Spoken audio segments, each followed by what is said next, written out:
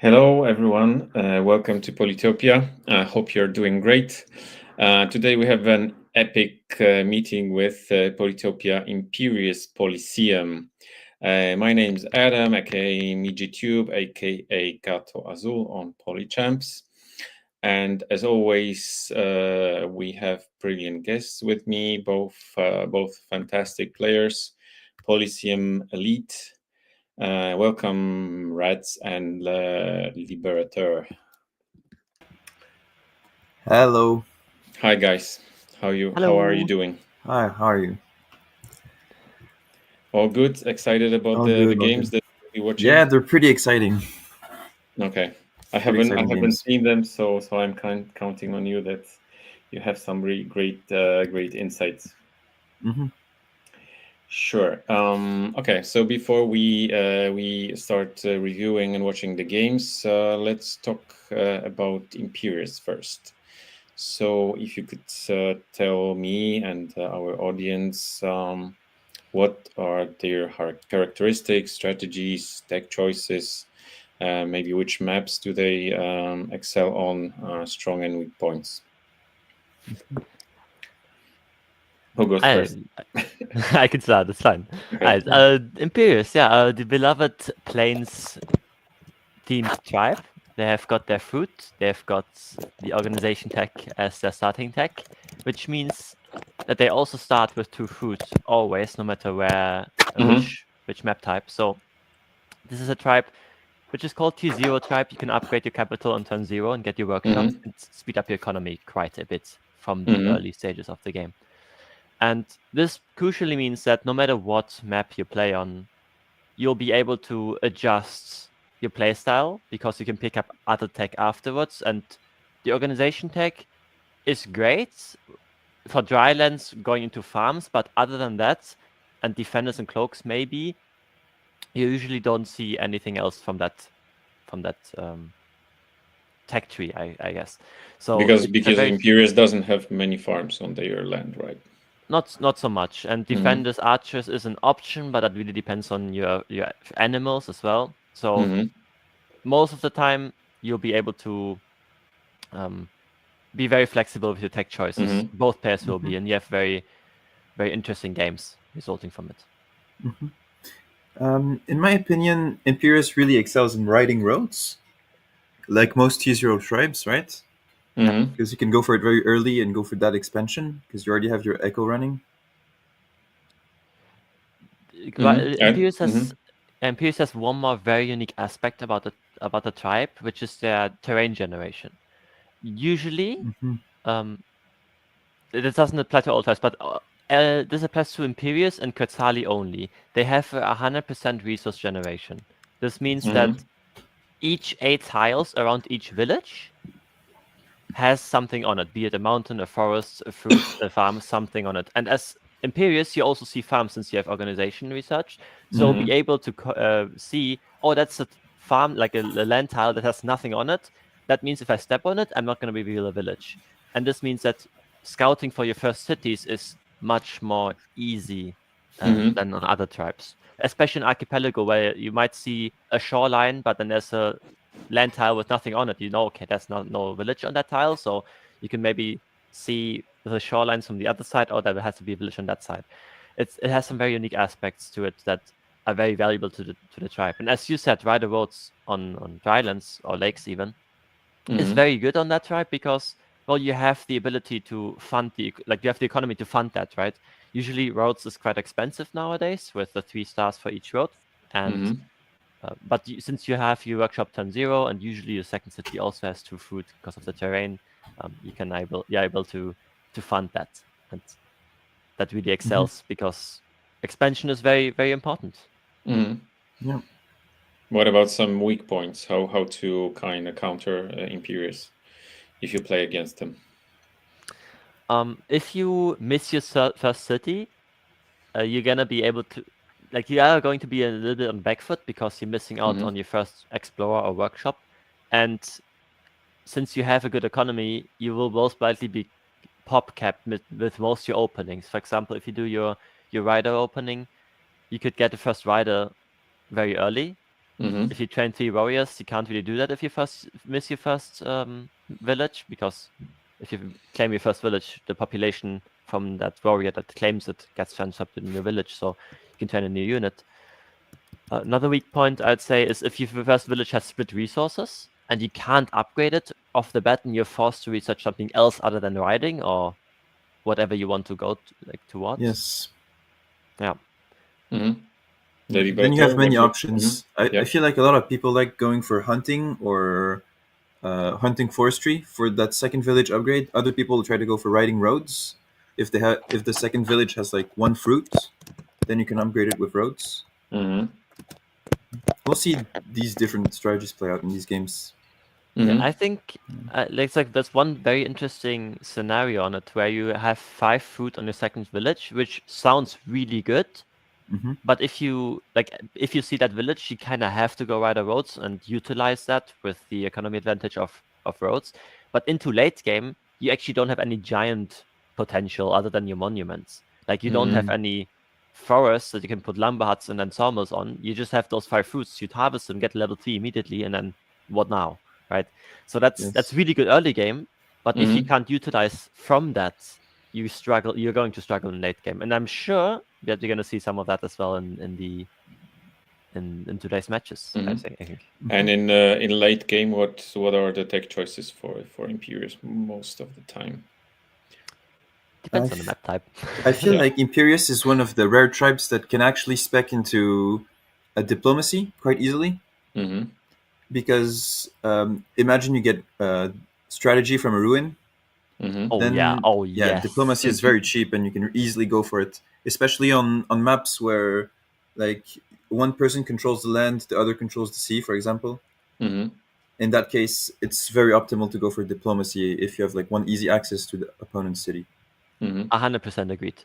Like especially for archipelago or continents where you're gonna have to go into the water, defenders is a good choice in general to research just for your army, because 15 HP rammers or 15 HP scouts, they're very very strong on the water because you have much more HP. But then again, it's only one more tech, as he said, and cloaks can be very powerful, especially if you're cloaked in towards the capital, stealing economy, getting more daggers into their territory that they have to deal with, because if they don't deal with it, they don't take retaliation when attacking, so it's very punishing. Also, as you said, as a ruin, obviously, but I think it also depends on the map type, right? If you say archipelago or continents, it's gonna be cloaks potentially, definitely defenders and some naval units. If you talk about drylands, it's most of the time going towards maybe catapults, because that's your market route usually. Maybe smithery, depends on your resources, but knights is going to be there at the end of the game, 100%. But cloaks are always an option depending on how the match looks like if you get a ruin, right? And lakes, if you talk about lakes, it really depends on how the map is generated, really. Yeah, it's a mix. And lakes can be very fun. Yeah, it's different always. If you're starting playing Polytopia, would you recommend Imperius to beginner players, or? Oh yes, yes. Imperius is a free tribe, so go play it. It's go play with the bots first. Yeah. I mean, it's very easy to learn because even if you do mistakes, it's not that punishing. If you play a loyalty tribe and you mess something up, you maybe train a unit that you can't train or don't have the stars to train, you delay your workshop, you delay your entire economy, everything is going downhill from there. But if you play Imperius, you already have a workshop from the beginning. Like if you take your workshop, turn 0, and then if you do a mistake, it's fine. Like you have economy to back it off. So you misplace the road here, you train a rider that you shouldn't have trained, doesn't really matter, right? So it's a very not punishing tribe. It's easy to pick up and hard to master, I guess, but it's a very fun type to play in general. It's also one of the strongest. So Sure. Anything to add? I was actually wondering, because Imperius is the first tribe that everyone plays, right? It's the one you get in tutorial. Is there some kind of lore behind that, or is it just the tribe by default? No, it was like one of the first tribes that was invented by Mijuan. So okay. I also like how Imperius has like literally everything that's like you can play with everything on Imperius. Like that's why if you compare that to Barda, for example, it's a very interesting example. Barda with the terrain generation, they don't have farms. You don't spawn farms. So unless you go and burn forests with two techs that you should never research on Barda, unless you go against like a Sebasti or something, maybe.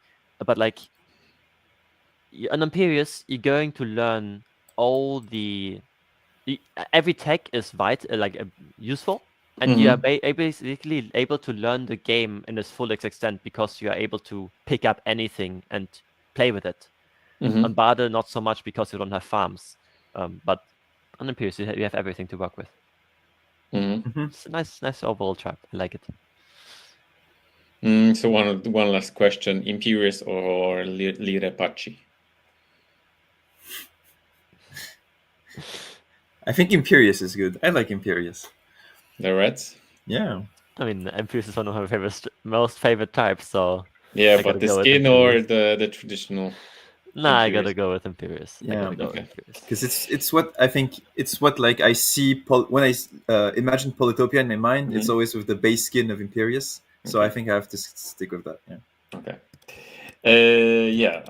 But we will ask our audience. So we'll start reviewing the games in a moment. But I will be setting up a poll in the chat. So tell us which one you prefer, Imperius or Lirepachi. Yeah. So let's move on to the games.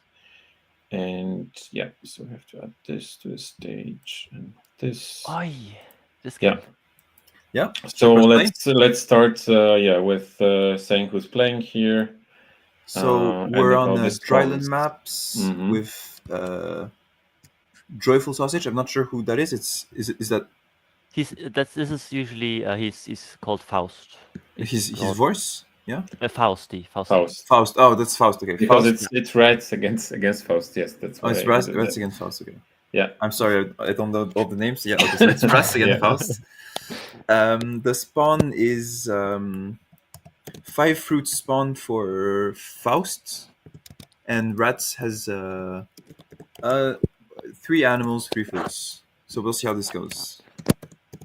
Yeah, so go talk about that. Like, you've got this 5 fruit on the capital, which is very strong early game. Don't get me wrong, it's very strong early game, but late game, maybe you're gonna have some struggles to pop some giants. I mean, not on a capital because of roads and lighthouses, but actually, I would like to talk about this opening because actually here it's a very interesting choice. There are a lot of things to go for, but what I like to do in this opening specifically, because you have a tough time going for giants, is going for the lighthouse and rushing meditation.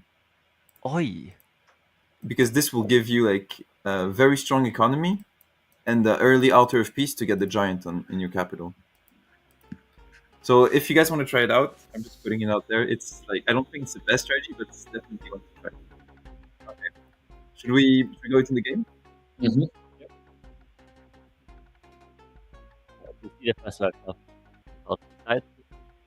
Workshop. I don't like talking about third person when I'm playing myself, but it's kind of it is what it is.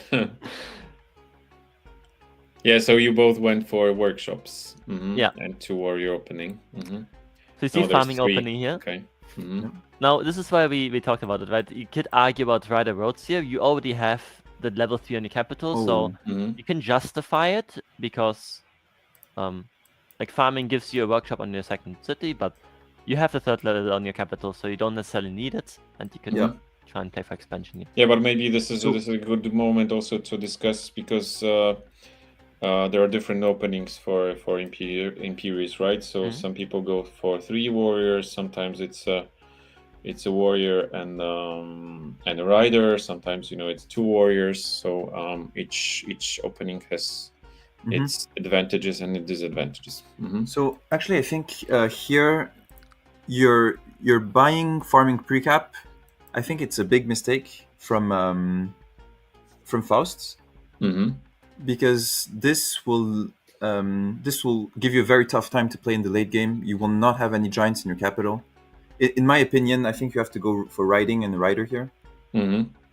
And try to go for roads to upgrade your second village. And this way you can hope to get an early giant in your capital.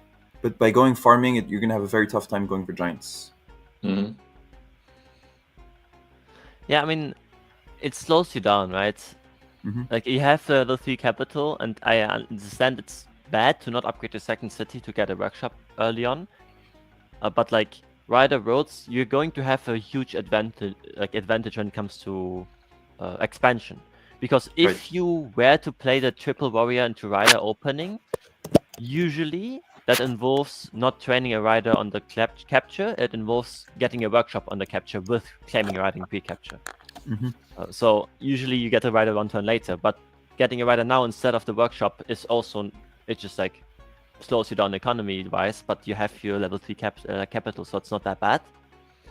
And then into roads, you would go even further into expansion, and then have your workshop with that road connection.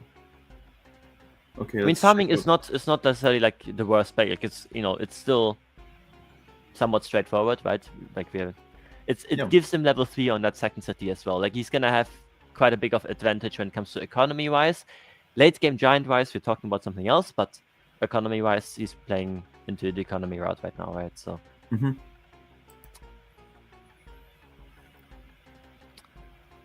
Yeah, I go into hunting here. Hunting, okay. I really like to play the economy route in general, like he does as well.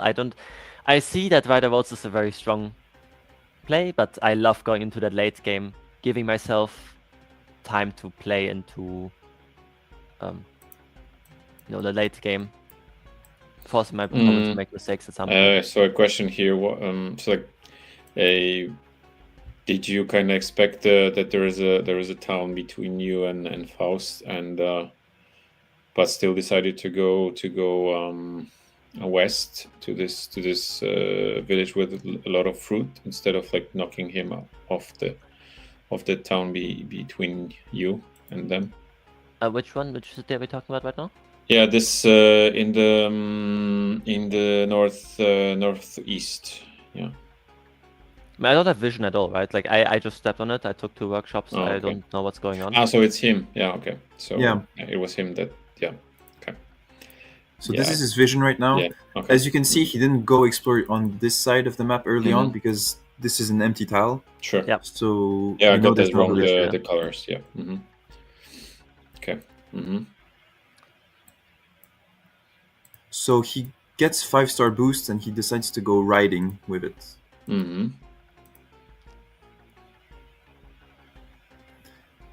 And here, you're by hitting the warrior, he's kind of making like a bluff, right? He's saying, maybe I have a warrior behind that can siege you next turn, maybe I don't. What are you gonna do? And so RATZ here hits the warrior. He could have captured, but hitting the warrior is also good. For me, it's a safe play because, if I capture that city, it's going to have the 8 tiles around it, right? If I don't capture the city, I can border growth my capital, take away from that city if he was to take it. And my play was here I just want to play it safe, as in I want to claim that city with my giant. That's coming in like 2 turns, because I'm playing into forestry, I'm playing into mathematics. I want to border growth my capital anyways. So me doing this basically guarantees that I trade my warrior for a warrior, which is an equal trade. Okay. So when I first saw this game, my first opinion here was, you're going forestry anyways, right? You should just capture, chop everything, get the upgrade if you want. You don't have to. It's 4 stars, But you do get plus 4 stars and plus the village by capturing. So this was my first impression. But later on in the game, I was more and more convinced by the play that you made. So maybe we'll see why this was actually a good play.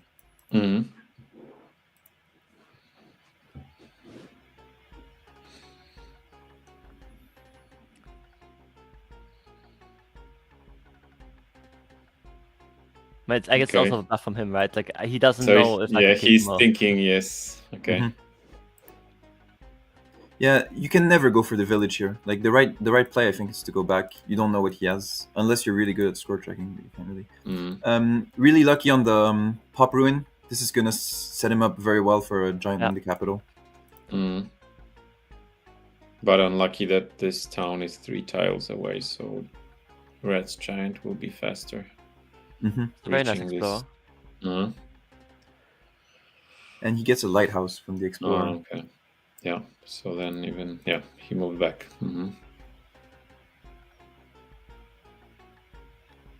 And here he gets border growth. And that's very interesting. And I think, tell me if I'm wrong, but was this the reason why you decided not to capture that village? A part of it. Like, it's also, if he claims that city, I take away those 2 food from him, and the worst thing he can do is chop those forests when I take it back. But also, this is the fastest way for me to get a giant, right? Yeah, like, it's cheaper than it's getting cheaper because I don't have to research mathematics, and using fruit instead of forests is slightly cheaper as well, so I can get it now. Yeah, good move. So, by the way, for those of you who calculating, is fruit cheaper than forests? You have to count forests as 4 stars, because Lumberhut is 3, but you're also not getting the gold from chopping. So, getting these 2 fruits actually gives you 2 more stars advantage for each fruit, so that's 4. That's if you look at the city, you can still like chop that 1 forest, get a level 3 mathematics spots, right? Like on that's not captured right now, that one, yeah. Because like that's still 1, 2, 3, 4, 5, 6 plus a fruit 7 population.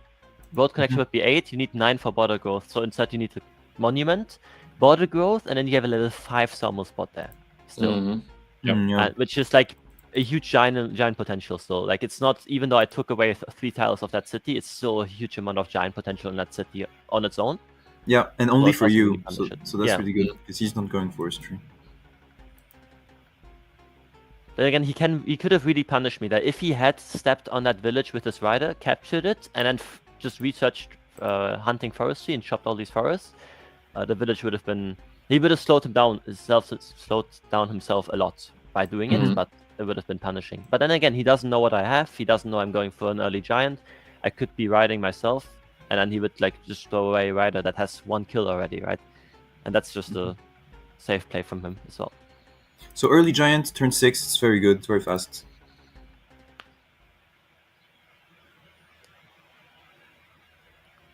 You see another city with the 5 fruit, right? You see 5 fruit, good early economy, but late game, the giant potential is lacking on that middle city. Same on his capital. And then and on the south as well, like you said it, right? Yeah. There's not much giant potential. He's going to be able... Like, he kind of has to go and grab border growth. He's going to have to grab mining and smithy potentially. There's a lot of tech that needs to be researched for giants. Yes, so giants is not his best option here. Probably just techs and playing with a lot of units advantage. Let's see how they play this. I mean, you have the default giants on Imperius, right? You get the road connection lighthouses for the cap giant. Of course, and then you have the 2 monuments, or 3 monuments technically. If you have network, killing monument, and Park of Fortune, that can place somewhere else to get another giant or 2. And so, like, that's good, right? You have 2 or 3 giants on default if you play Imperius, but also on the map size and how many cities you have. It depends if you get your network monument or not. But talking about like more giants that you can squeeze out with resources, there's not much to be had. Yep, let's continue.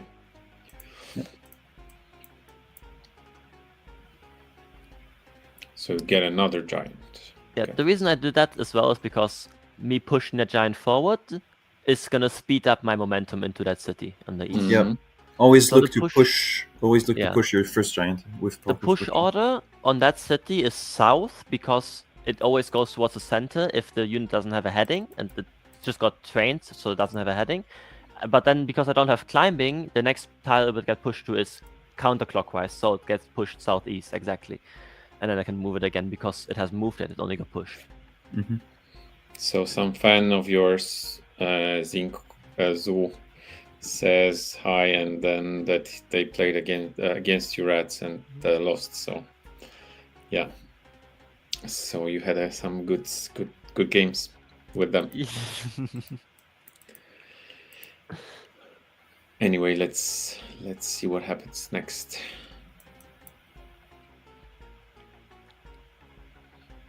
So you just trade hits. Oh, there's a play I missed. If you go back, this again would slow you down even further. But he could have taken Explorer in that city in the south, which basically guarantees the lighthouse. Take the lighthouse in the east as well as rider from his capital. That would be a giant and the monument. That would be a giant and the monument. It does slow. I mean, it doesn't slow him down that much because very good play, yes. You don't take a workshop, which means you get 1 star less each turn, but you get your capital upgraded 1 more time, and you can also use a monument for, I don't know, the south maybe to get upgraded as well, which would be a giant with roads. But I mean, the workshop is also perfectly fine. But also, I can if you look at his position, you see how dangerous this is for me, how many units he has compared to me. Yep. I always say economy is great, but army is what wins games. And the way I'm playing is strong giants early, but like I'm going to be struggling right now in the mid game where I don't have the army to combat him. Yep. If he has giants to fight yours. Yeah, but as well, if you look at the west, right, I can't pop that giant there yet. It's way too expensive for me to do it because I need a lot of for lumber huts. And if he sieges that in like a turn or two with just a warrior, I don't really have units, right? I can't unsiege. Yep. So you have to be careful. Like you see, I have literally like no units. Yep, I've got 2 warriors and 2 giants. This is very dangerous. Yeah. I think it's interesting that you go for the village with the giant. I think a lot of players would opt to move the giant down more aggressively and maybe go for the village with another unit. I mean, I could have if I had no mountain in the middle, right? Because the giant push didn't give me momentum towards the village in the middle. Yes. It just gave me momentum towards the other village. So it's also kind of like risky because if I don't take that village in the east, I'm gonna delay myself a lot. And if I attack him and it doesn't work out because he can scramble for 2 monuments maybe, or like a giant somehow for himself and then push it, I'm not getting anything from it. And my giant potentially just dies. Yeah. By the way, I want to point out how you said you have no units on this side. I think you basically have to go for giants. Because if you just try to spam warriors, you're going to get run down by his riders. Yeah. But you have to plant giants in these 2 cities. Also can't really get like I can't chop anything, can I? 1, 2, 3, 4, 5, 6, 7, 8, 9. I can't chop a single forest in any of these villages. So for the west village, I need every single forest for the lumber, like for the sawmill as well. So I can't chop anything, and I can't even upgrade it to level 3 right now because I don't have the stars for it. So it takes a long time. So I'm trying. I think I trained warrior here so I can like delay his siege that would secure the village off for him by 1 turn to buy myself some time. Yeah, you definitely need warriors. Not many, but yeah. Yeah, he has a city advantage, so it's 5 against 3 now, right? 5 against with that village in the east 4 technically. So yeah, but he's going to take the one in the southwest, so it's it's 5v4, not 5v3. That's what I'm saying. Yeah. You see roads here, which is he just got them. And that also gives him a giant in Sumlo there in the southeast, I think, if he places the Park of Fortune there with the farm. Doesn't do it yet. Maybe he wants to use a monument for the middle just to secure that I don't take it off him, right? So he's playing it rather safe and slow. Yeah, I don't even have mathematics threat, you see, right? I placed those 3 Lombards mainly so he doesn't place a warrior there, maybe gets archery and then makes it that I can't place a Lombard anymore, right? I need to make sure that I can still place Lombards on those tiles. So I do it now. I think mathematics is a must here. There's not much to say about it. I mean, at this point I'm committed. At this point and then again I need those warriors to be able to kick him off that other forest as well in case he gets archery. He steps on it. Does he get archery yet? Not yet. I know he did because I played this, but not yet. Okay, he does go for the giant play there. So it's really good to have giants to match giants. Very easy to match, especially even if you get your own giants a few turns late. It's easy to match. When you have a city advantage, I think it's very good to go archery. So it's probably what he's planning here. Yeah. Also because, like, his tech route right now is very straightforward. It's just like, or his gameplay route is kind of like, well, you've got a city advantage. All you really have to do is defend now, burn through my giants slowly, and then, get into late game yourself, right? And if you spam archers, the only way for me to counter that is if I go knights, but I have to go markets in case I want to win the late game, because otherwise I have no chance in late game. So he has time to use his archers to burn through my giants, which is more efficient than using warriors. And then you see how this is, like, where this is going. It's like, he just has to stall the time. Yeah. And also in the west, he's pressuring me a lot if he gets some sieges off, even if they're not gaining through, and he's delaying me even further by denying stars, right? So yeah, I feel like if blue here, so Foust tries to stall for time, he's gonna run in a lot of trouble, because you already have mathematics. Your next techs are gonna be riding and roads, and we all know you're going for trade, right? Yeah. And you're gonna out ego him by a lot once you have all these techs.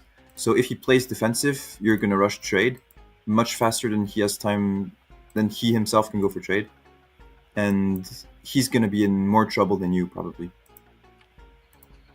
Yeah, I mean, he has to make a play for sure. So he has to. Yeah, I think he's the one who has to make a play. It's just one city advantage. It's not like a big advantage. 4v5. Like, it's not like he has 5v6 where he has the network and I don't. Like, it's just 4v5. For a network monument, you have to connect 5 cities to your capital, but if you have 5 cities in total, you can only connect 4 to your capital. So it's not that big of a difference. 5v6 is a huge, like, much more bigger of a difference than 4v5. But it is a considerable advantage. But then again, right, if you have less cities with more income in total, when it comes to income per city, you also can research tech much faster compared to him, where he has more cities that are not upgraded as much. Yeah. But then again, like, I think this is perfectly fine for him. Like, he's still in a very good position here. He just has to defend my giant. I have a shaped explorer, which goes like left, right, left, right, left, right into the corner, and doesn't even reveal this. We all hate that. Yeah, I don't have much vision, but at least on his capital, right? No, I get vision on that. Okay, no. City, so okay, not the capital. Okay. Yeah, I get the giant in that city, which you get I have to place Lamberts in that city. So yeah, I prepped the next giant as well. Explorer rune. Oh, yeah, he gets explorer here. Normally you want to like clear the fog for taking the rune. It's not feasible. But this is fine. Like he gambles and he loses. Well, at least he gets the lighthouse and maybe the other one. No. Okay.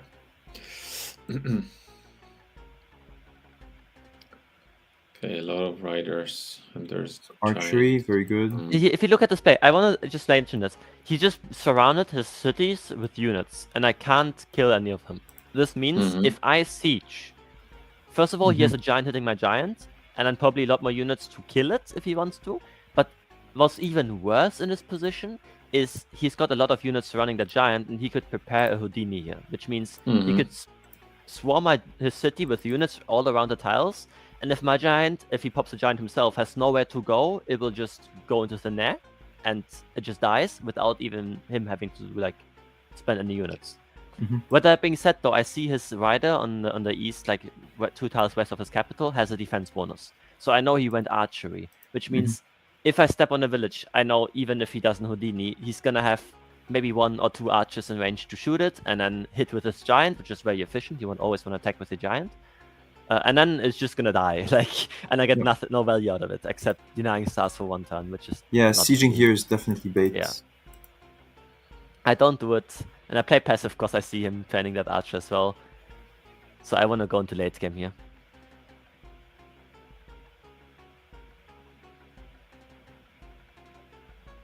Get the giants. Got 4 giants versus 2 right now, but there are archers. Which archers are the most efficient way of like attacking, right? Because they don't take retaliation when they attack. Okay, so he makes a push on you. Yeah, and I'm kind of forced to like get 2 catapults here. I moved my giants there still to assure that his archer can't roll up north to shoot my capital in case he has vision. But Yeah, he can't do that. I can't pop a giant in the east yet because I don't have a monument to place because I can't get border growth. You're 5 out of 10.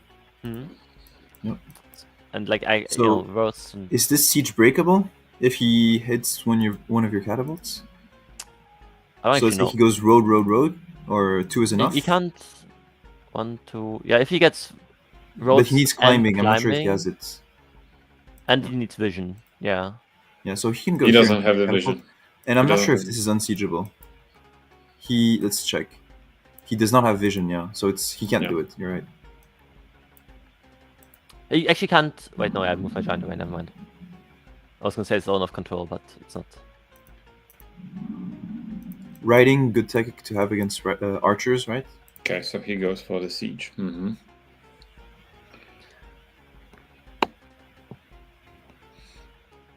He's taking care of that giant.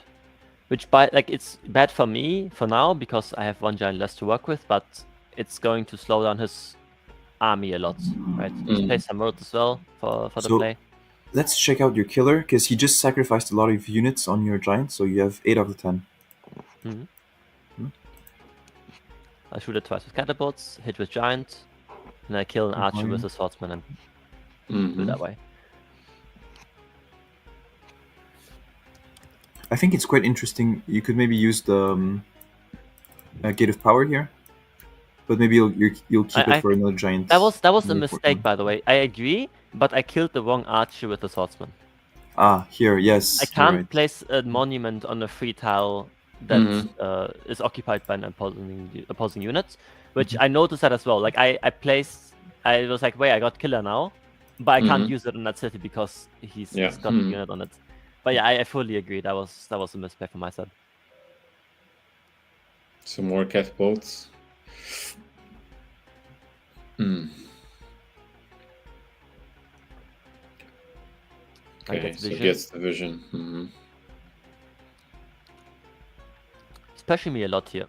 I have to be slightly careful with the catapults because catapult spam is powerful when they can't be attacked, but if they can be attacked, it's dangerous.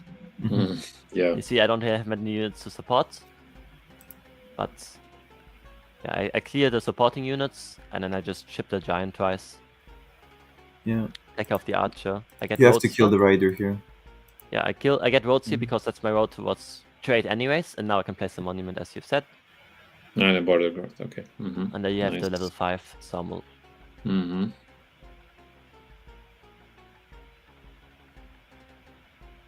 Okay, and very good giant in the capital. Yeah, I popped the giant because I don't want to get denied my income of the capital. Nice.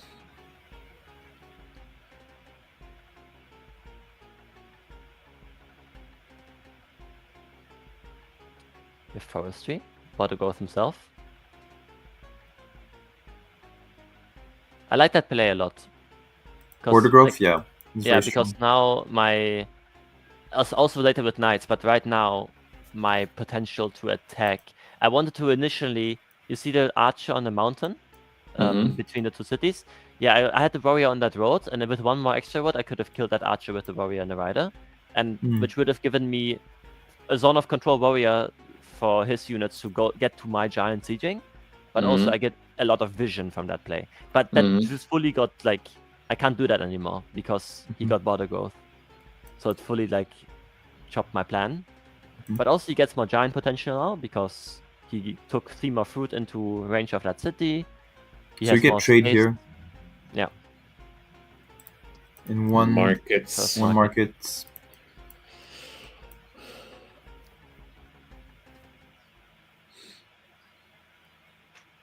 Yeah, but now his capital is kind of vulnerable because your giants are coming. They have archers, but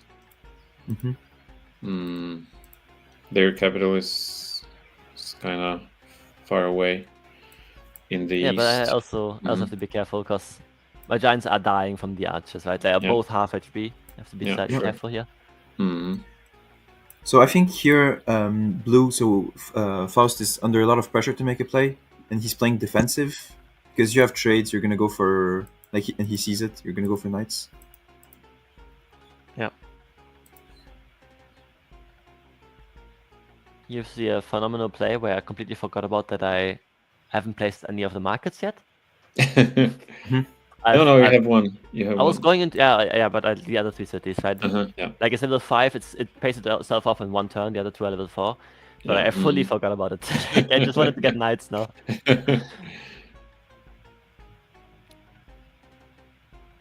Here I chipped both these archers instead of killing one. It's because I wanted to like maximize my attack when it comes to chipping my giants, and also this means that he's gonna have more cities, less population if he doesn't disband or sacrifice them, and also potentially for Night Chains later, he has more units to deal with when it comes to placing them in play. Like at some point, if he wants to deny Night Chains, he has to shove up riders or archers into my territory to avoid chains, which are free kills for me, right? And yeah, that's why I like don't necessarily have to kill all these units, because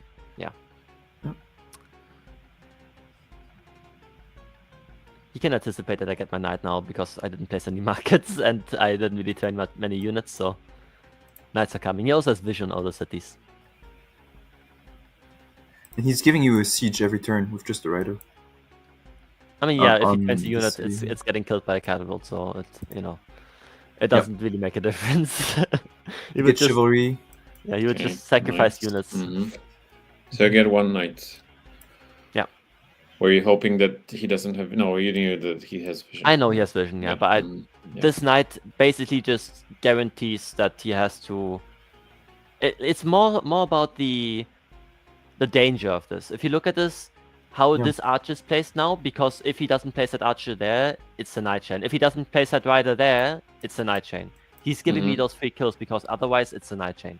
And now I can chip them off and I don't have to use the knight and I just get 3 kills simply because the knight exists on the board.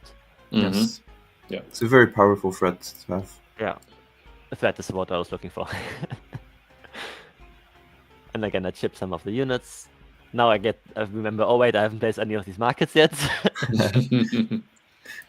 There they are. Yeah. Oh, another misplay here from my side. I could have placed the market on the other side, which would have been level 5 instead of level 4. For my city 2, the second city, Castrum. That market is level 4, and if I place it west of it, there would have been one more. I just saw that now. I didn't even notice that. Yeah, technical issues. Okay. So which turn were we on? We're kind of quite late game, right? 18.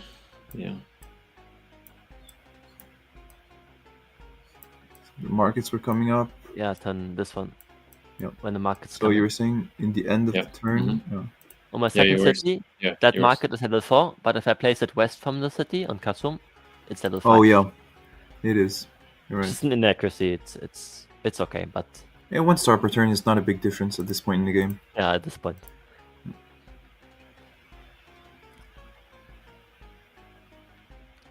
Here, I really like this play. He pushes a giant, and I could potentially kill 1 giant and then send the knight to get a chain. But he doesn't do that. He pushes 1 giant and pushes the second one straight after to avoid any threats. Those mountain ranges plus the 2 giants with zone of control make it very impossible hard, for me to get through. Very hard. With that knight on Lusto. The 1 unit that's very vulnerable is this one. But let's see if he moves it out of the way.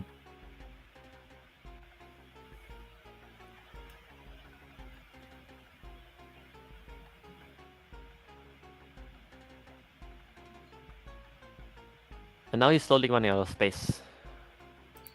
Yeah, you don't have any good knight chains here. I don't, but he's running out of space. And I get to kill one of the Swire Giants. Chipping away on his ability to fight me. Get more vision here. Because now the vision is more important than that 1 rider. Because I have knights, right? So it's late into the game. He has a lot of trouble dealing with the siege. So if he wants to kill the giant, he needs to bring all his units in. And then he's vulnerable to knights. But he does a good job when it comes to breaking the chains here. It's still a chain, to be fair, yeah. And I see it. take care of that. Now you're veteran with the knight. 2 chains. And now the entire army is just kind of like gone. Yeah.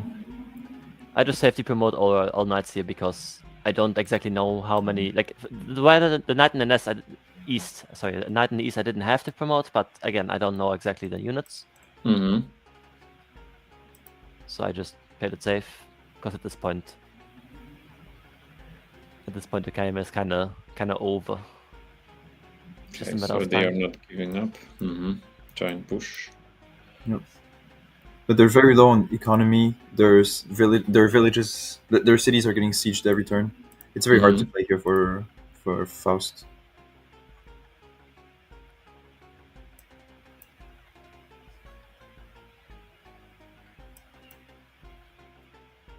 Okay, another siege. Ooh, Nice. okay. Oh, okay, this way. Yeah, okay, nice play.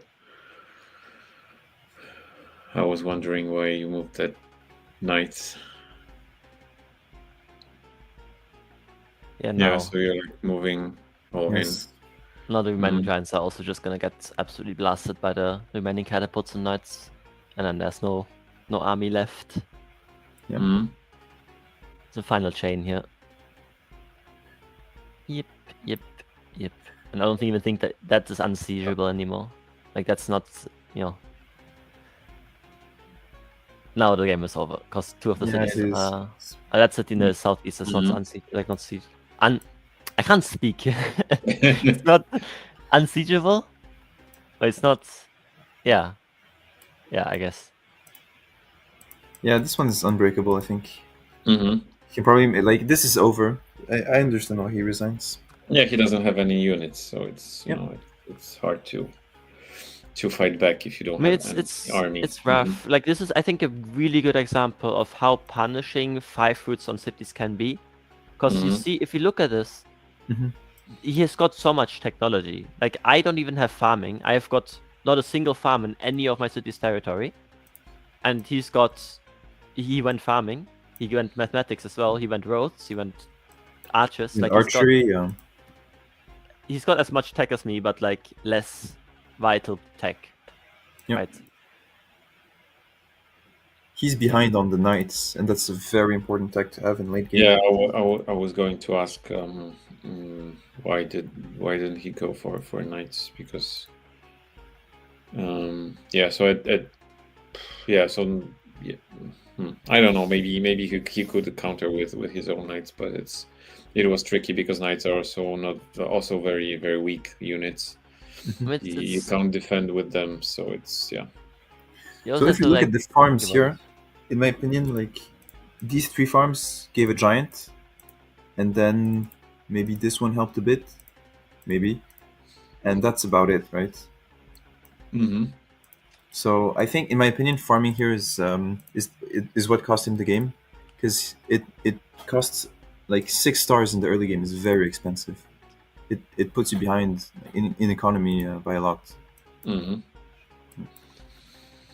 mean, roads, you can never go wrong with roads, I guess, because you have the expansion, you have the potential economy upgrades, and no matter what you do with wider roads, you're going to have your capital giant, you're going to have the monument that you can then use elsewhere, potentially with a killing monument or network monument to get a giant elsewhere that you need to secure a city with.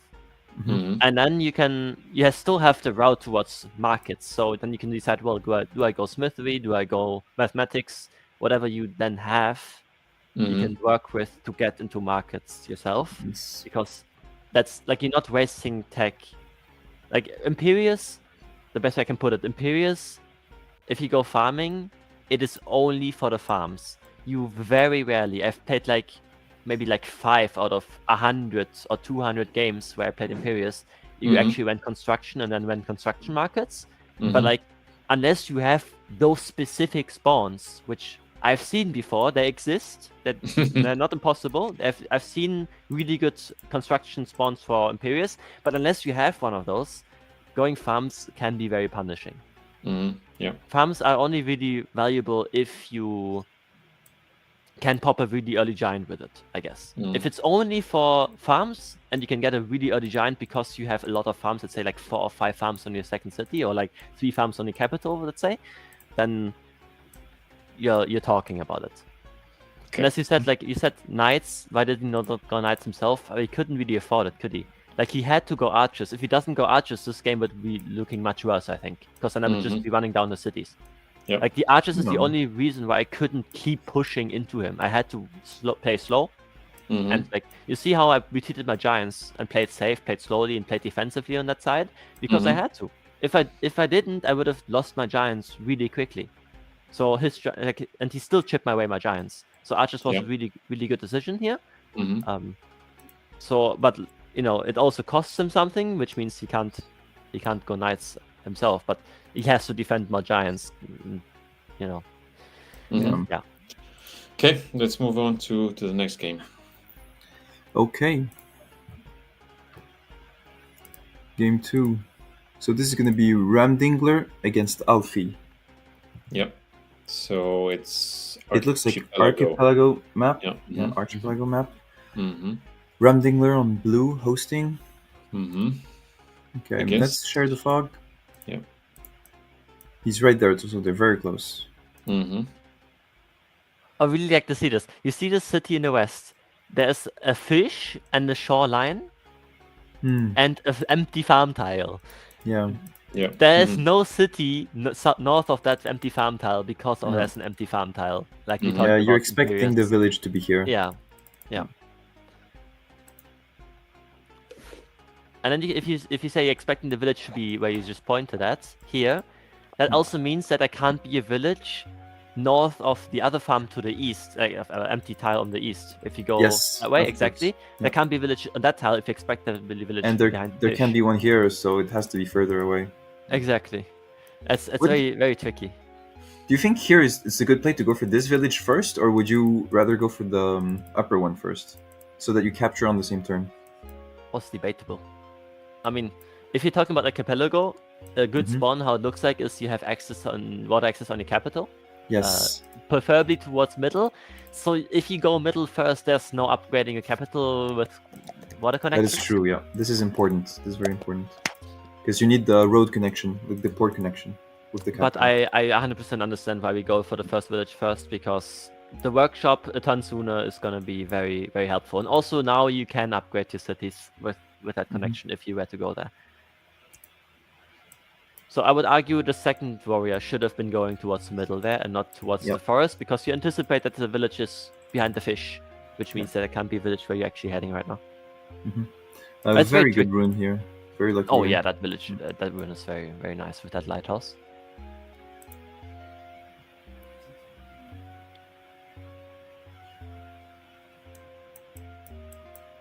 I'm just going to cut the fog real quick for next turn. So he has no idea there's someone behind. He knows there is a shoreline.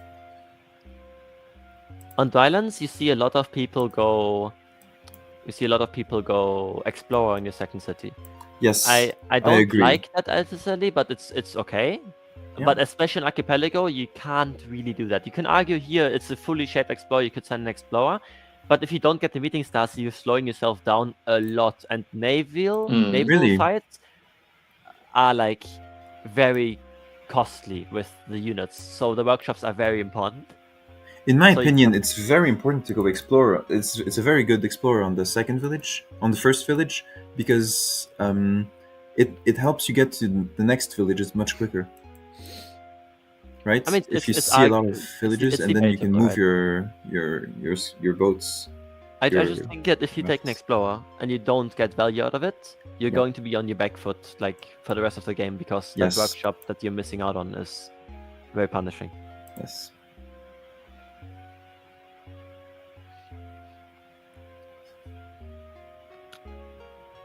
He gets ramming here. Very, very big attack.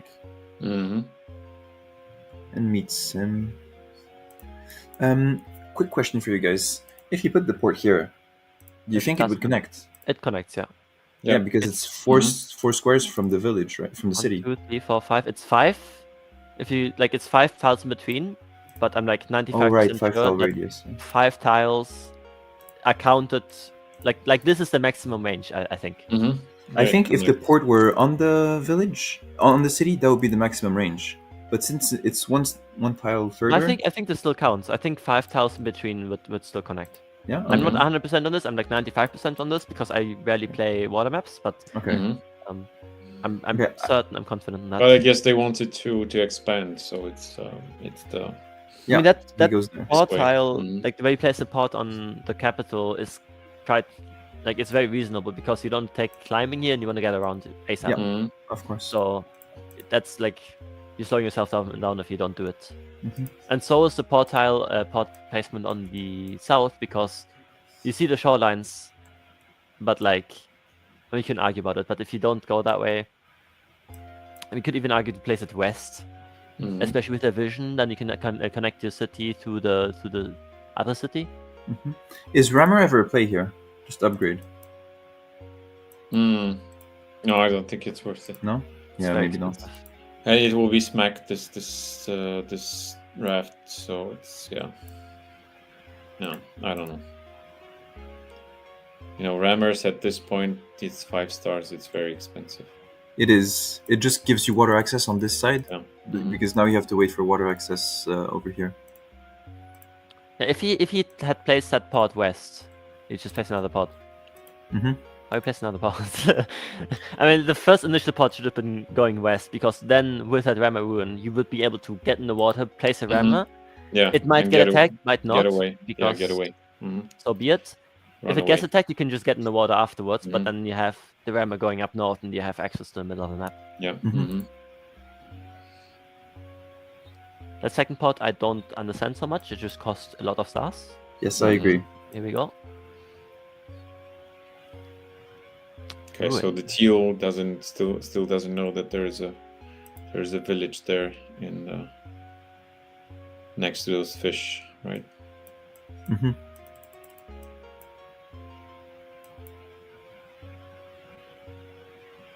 Okay, so they're like going around it. Forestry, that's interesting. He wants upgrade in the capital. He's exploring around the middle city there. Yeah. I mean, you can argue just taking the capital, like with that land connection, with that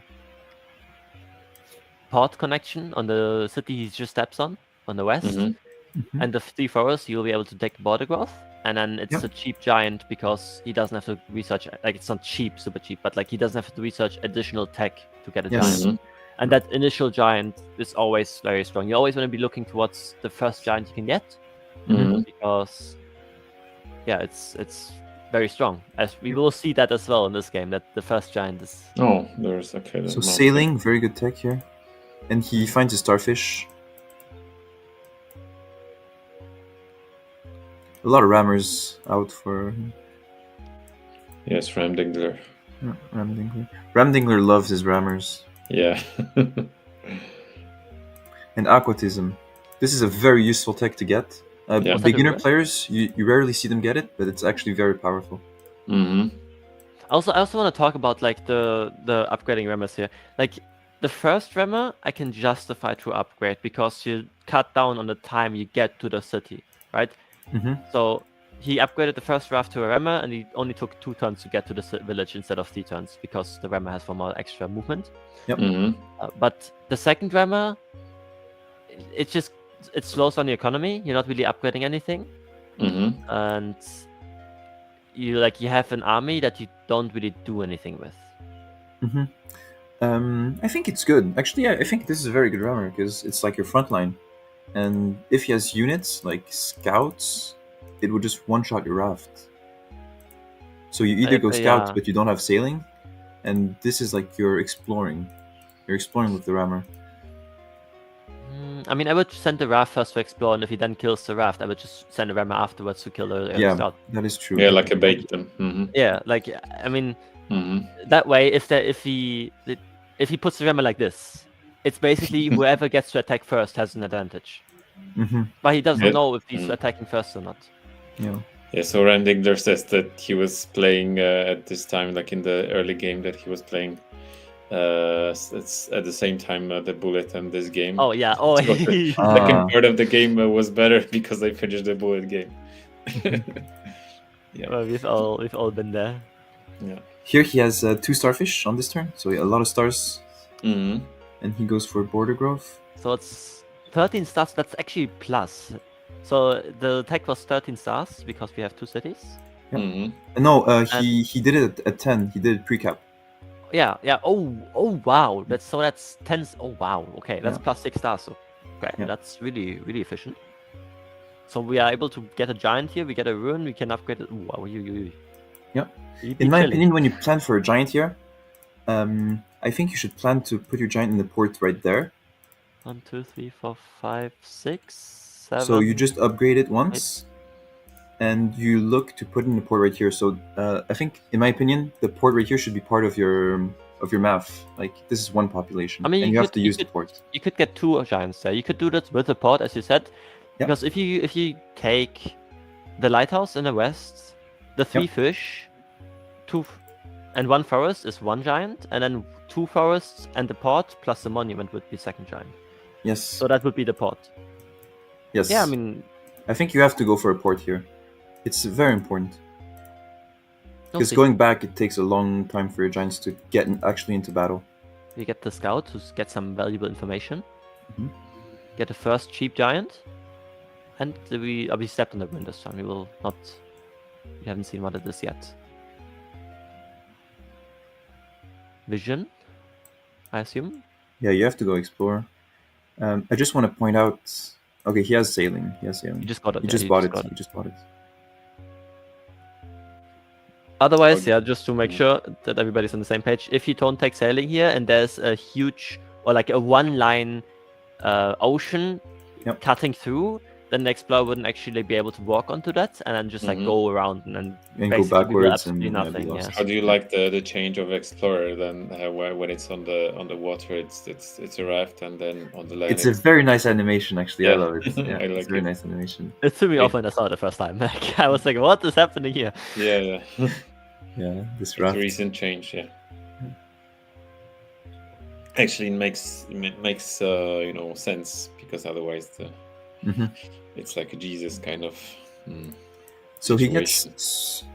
Oh, sorry, I cut you. He gets strategy in the rune right now. In my opinion, the game plan should be bomber and maybe cloaks to attack here. I'm gonna be Mhm. honest, I think when I see this position here, Mhm. as your Imperius, you see there's Cerema, you see there's Aquatism, because it has a defense bonus. You Mhm. know that maybe sending the giant north into the water might not be the best play, because there are Remas and it's gonna absolutely get donked on potentially. We don't know. Yes. So You need 2 Yeah. giants. If you want to send them up, you need 2 giants together. So that is they there can enough, cover each are other. there enough They're- stars for how many stars does he have in the beginning of the turn? Can you like go by 2 turn 11 in the beginning? He can't afford a bomber unless he chops 2 forests, and he only has 1 forest to chop. Yep. Yeah, so okay, yeah, I mean, you could argue about the second giant. I think I would get the second giant, but I would put the first giant into the water east and not south, because you need to still place a pot. Yes. So place a pot there, move I it agree. the raft away, maybe like southeast, so it's still able to be upgraded to a bomber next turn. Yeah, So totally you have agree. also enough staffs, and then get. I mean, it's you can't afford that unless the rune is good. What's that rune? The rune was strategy. Oh, then you Oh, can't get that's the nice. giant. You can't get the giant because you can't get the lighthouse in the west. Actually, pod connection 1, 2, is 3. 7. You can't afford it. No, you couldn't afford it. It would be 2 pods because connection. Pod Well, for actually, the you can, upgrade and yeah. number hut. You do port here, chop You can't. 1. He only has 13 stars. Yeah, chop 1 and park. Okay. 1, 2. And explore. Yeah, right? never mind. He can. Yeah, he can. Yeah. And then the giant goes in the water this turn, and next turn you get a bomber here. Yeah, I would, but same thing. I would just put the giant east because then you have 1 more turn momentum towards the attack, Yeah. and he has a second giant coming. Let's move on. That's Where's what the he park? does. When's the parking place? Can we get that pot? What port, sorry? We place the pot on for the land connection. I mean, for the pot connection. Yep.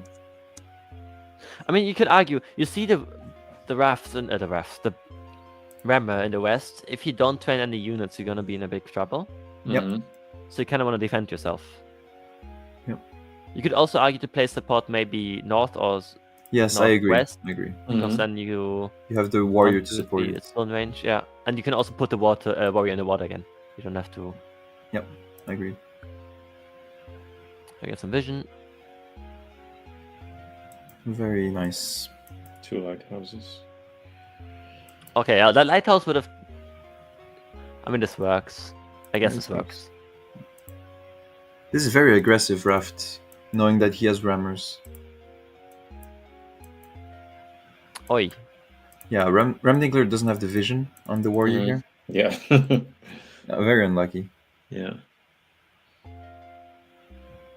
That's I don't understand. Listen, you can go back to the beginning of the hand. Is that swordsman that was there? You could have just upgraded that guy to a rammer. I agree. That would have been very good. Go that way. It would have been really annoying to get rid of, and then it would have been a lot more map control as well. I think he kept it because he wanted it on land. It also gives a lot of because this guy has 3 attack on land. Well, this guy has like 2. So I think that's why he opts to put the swordsman on the land and go for the village. Okay. Which makes sense as well, because it's like the swordsman will be much stronger than the warrior on land. Let's continue. How's this going to...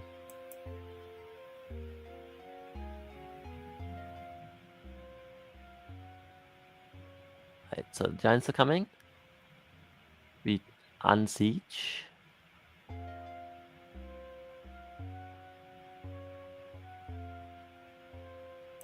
Very expensive to unsiege with a rammer. Yeah. But this was the only way. I mean, it works. Like this, I'm not so big fan of, especially early game, to waste 5 stars each time you upgrade a unit that then just like plugs into land again.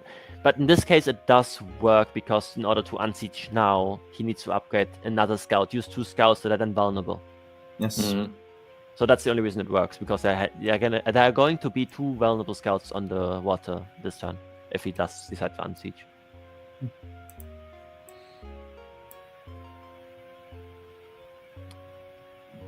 It's an interesting move from the scouts, but it's for division. Yeah. Unsiege. And now both these scouts are very vulnerable, right? So.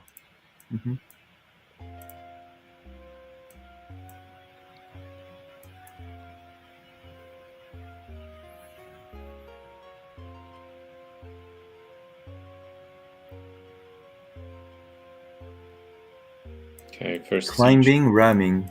Very expensive techs. And again, he sieges with the defender, hoping Ramingler cannot unsiege. It's again 5 stars that you use to do that. Well, it's 5 stars, sure, but it's the power of having a defender in the water. It makes you a lot weaker on naval control. And here we again, that one port that was placed extra is 7 stars kind of wasted. Like on paper, it was like he was short to pop a giant there. You needed 6 more stars to pop a giant, which I mean, he had 1 star left. If he can place a port and then the monument that he just got from that giant, then can you check how many kills Ramingler on? He's on 5. 5. Yeah, okay, it doesn't really matter. I saw how he got with a scout onto the village, so he could have shot something, but it doesn't really matter. Besides, it is what it is. So for those of you who are kind of new to naval battle, in my opinion, the best counter to like archers or riders on land is going bombers, because you have the splash damage and you outrange them, so it's really strong to counter land units with bombers. I think archery might not be the play necessarily. I agree. Archery looks a bit weak. Like, you could have popped the giant in Domus if you hadn't gone archery. Park and port? Yeah. And then you could delay that city from dying, and you could start setting up a defensive naval front in the back to defend your capital from any threats in the future. Because also you buy yourself time with that giant push. And that's just like, that's archer, like, it's expensive, and the value you get out of archers in this position isn't. Yeah, so Ramingler great. says that he got the archery from the ruin. Oh, was it? Oh, from the ruin. Yeah. Yeah. I'm not paying attention Yeah. yet. Yeah, but losing the city was like Punishing, yeah. very, very bad for them. Okay, explorer. I'm surprised how bombers are somewhat underused. Mm-hmm. Like, we don't see any bombers at all, but they're really strong units. I mean, it's expensive for now, because like it costs 15 stars. Ramingler doesn't have tech yet. Right? I mean, mainly I think what goes to show right now is that Ramingler put himself in a position where he had really like a lot of expenses early game for those upgrades on the like he also got aquatism, right? Like he doesn't really he hasn't gotten any value out of it, really. And like the upgrades early game where he sped up his expansion, it was expensive. Like it paid off for his opponent where he's losing on expansion, but he's got the huge attack on the capital that is very difficult to defend. So, what do you think the gameplay here is for hot shots? Do you think he should keep pressuring the capital? Do you think he should go for more naval units? Do you think he should maybe go for catapult here to help unsiege? Because he has a lot of options. Maybe cloaks to siege. Does he have mathematics? Land cities. He does not have mathematics. He does not have diplomacy. That catapult on paper, if he turns one catapult on paper, costs 27 stars. So I wouldn't do that. Yes, I agree. Bombers seem kind of better, in my opinion. Yeah, I mean, he's got the west as the west has fallen. There's not really a whole lot that he can do. This city is close to undefendable. What he wants to do in the west is just trying to defend and just make it annoying and slow down the attack for as little expense as possible to make it expensive for Ramingler to attack, but also make progress in the east, right? You've got this huge attack on the capital. You want to further double down on that. You want to get potential bombers and like other units in there to. But he should go rammers definitely. So spam more units. Yeah, I agree. He should spam more units. In my opinion, he should go bombers. I'm a big fan of those. Maybe not everyone is, but you have a lot of space here, like here, even there, or even on this side to go bombers and control maybe even this sea. You could talk about a wall in the middle, even with a pot and the 2 food, which right now it's too late because he can't harvest the food anymore. I would wall it definitely. But even right now, just training a new defender is gonna do the trick for now. Yeah. Let's continue. You don't necessarily have to. Yeah, I mean, this defense, it will slow down. Like it will slow down Ramingler, but like only by a little bit, and it's like very expensive to defend like this. Yeah, so I agree. You could argue to not maybe do it. Yeah. I mean, it depends also. Like if you think that you already did everything that you need to do on the attack, that there's not anything more feasible to send your spas on in the east, then like you could argue about the catapult still in 2 catapults like in the capital, and then Damos to have his I mean, it's just bombers. Like honestly, you have the tech already. Like yeah, why not? I do want to point out how aquatism has a lot of value here. Does Scout plus Rammer kill a 10 HP warrior? No, right? Yeah, so and he could do this if there wasn't the aquatism bonus. Actually, let me check. I'm pretty sure it doesn't, but I can double check that. Yeah, I agree. I don't think it does. So it's a Scout and a Rammer, which is about these 2 units, and then against defended. It's basically a Rammer has 3 defense bonus, right? Yeah. Yes. Defense bonus, warrior Rammer. Is that like it? Maybe. Oh, it does kill. It does kill. Yeah, it does kill. Okay, so he could go for it here, but he decides to hit the swords once, so that he can unsiege maybe once he gets sieged. It does kill. It's just, but it does kill. Does like rammer and sword. Would the rammer and sword kill the defender here? No. No, right? So he actually doesn't have to use the warrior here. The No, he rammer. doesn't. Yeah. No. I mean, unless there's a scout in range, then Mhm. you could. But I guess this is a safe play for him to just double, like, make sure. Mm-hmm. Yeah.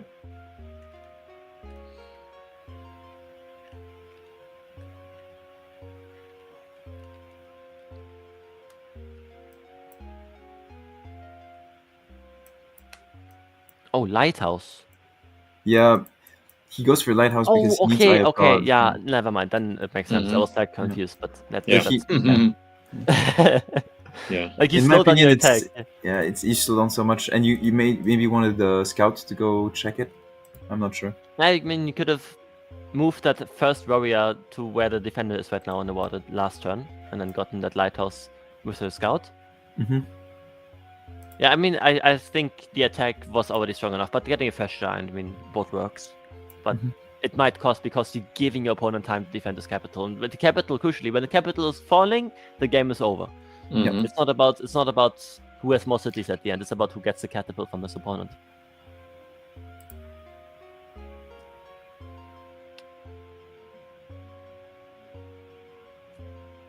Yeah, and by trying to defend both cities, he's kind of failing to defend either. It's expensive. Yeah. Like, And he's spending a lot of stars. that was one. Now the archers are paying off because time is given. Oh, not the giant. You could argue to maybe not pop that yet. To maybe wait. Yep. Because now also you give the opponent a target to shoot with a bomber to hit everything. Yep. Which he And does. that's just what you see. Like that's just opa. Mm. Also, You could maybe also the bomber monument here placement with- there, the monument placement where you're talking about a potential level 3 math spot that just got taken away from that killing monument. Mm-hmm. Killer monument. No, the from on the Oh, right capital, there. Yeah, that right one. there. Yeah. This may be somewhere else, but it doesn't really matter because catapults are not in play right now. Mm-hmm. And So now, he's as you said, completely like this city's gone. This city's gone. the defense. His only play now is to go for the capital. Yeah, the defense was not so well executed. The second bomber, I like this. Mhm. Here, he could have shot the other. I agree. Yeah, you could have shot The that. other giant. Yeah. It's still Because this like giant if either way wants to hit, right? yeah, and if it kills the attacks a bomber, like so be it, and the giant is still full HP. Yep.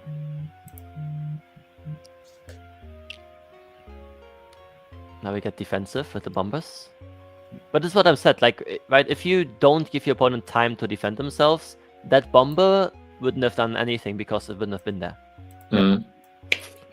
By the time Yeah, that you so were- at the end of the day, I think this play with the lighthouse wasn't worth it because now they're losing all the cities. Yes. I mean, he could have gotten a lighthouse with the scouts, I'm saying. In the Mhm. same turn Yeah. as well, if he paid for it. And Yeah, he's going for there's not- another giant because yeah. he knows if he defends this capital, the game is just over. He's gonna win. Yeah.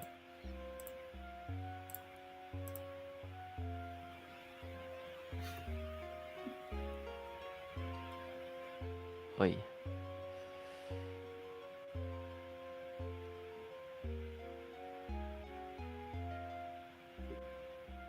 That Yeah, bomber, his cities are honestly, falling one by one. that bomber, that's a slight inaccuracy, from Icarus that he just moved northwest one tile. I would move it southwest because there's no naval units that can reach it. And Southwest, placing it there means that the giant can't just continue chasing it down, meaning it has to continue moving and can't use to attack. Yeah, that's true. So is there anything that Ramingler could do with the siege? Because it's looking like that they can't unsiege their capital. I'm thinking there's winning here, right? That's Ramingler is the dark blue, yeah. Yeah. so. I mean, at this point, it's kind of over, anyways. Like, it doesn't really matter. Okay. Like, there is. I mean, like there's a giant coming from his opponent to unsiege Mosteris again, like resiege, not unsiege. Mm-hmm. But like, he's chucked in a corner. He's got no economy advantage anymore because the opponent has the entire map for himself. And so it's the same with the army. Like the army diff is going to come in the more and more the game goes on simply because of the city count. Yeah, sure, but the Ramingler can't unsiege his capital, so it's like game over. Yes, he needs to unsiege the capital. He's prepared a pop, probably with what? I don't know what. No, I'm guessing this lighthouse here. No mountains. Lighthouse here, and maybe a port connection. Yeah, from the city he's capturing right now. Yeah, this one, if he gets it. Yeah. But also he can kill. Or maybe lighthouse down there. If the opponent sieges with a 24 HP giant, he can kill it with a bomber and rammer and. And if he sieges with the 11 HP, he just kills it at this as well. Like, yes, that's true. And Ram also says it's he could go with mining. So there's this with mining lonely mount. No. I mean, he doesn't have timing yet. But they're probably mines there. I thought they went on because we see there's a giant standing on it, but we didn't have the vision from that player. Okay, so this giant even moved away. But there's a bomber, so. Yeah, there's another lighthouse. So. And there's a lighthouse. There's another lighthouse still, yeah. Yeah. Wait. That's what I said. Like now, technically the bomber is in range of the giant. Doesn't matter anymore. But and once you see that the siege fails, the game's kind of over. Yeah. There's nothing that the teal can do to.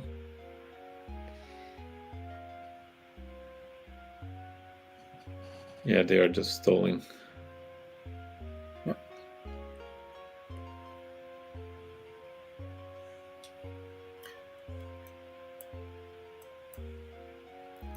Okay.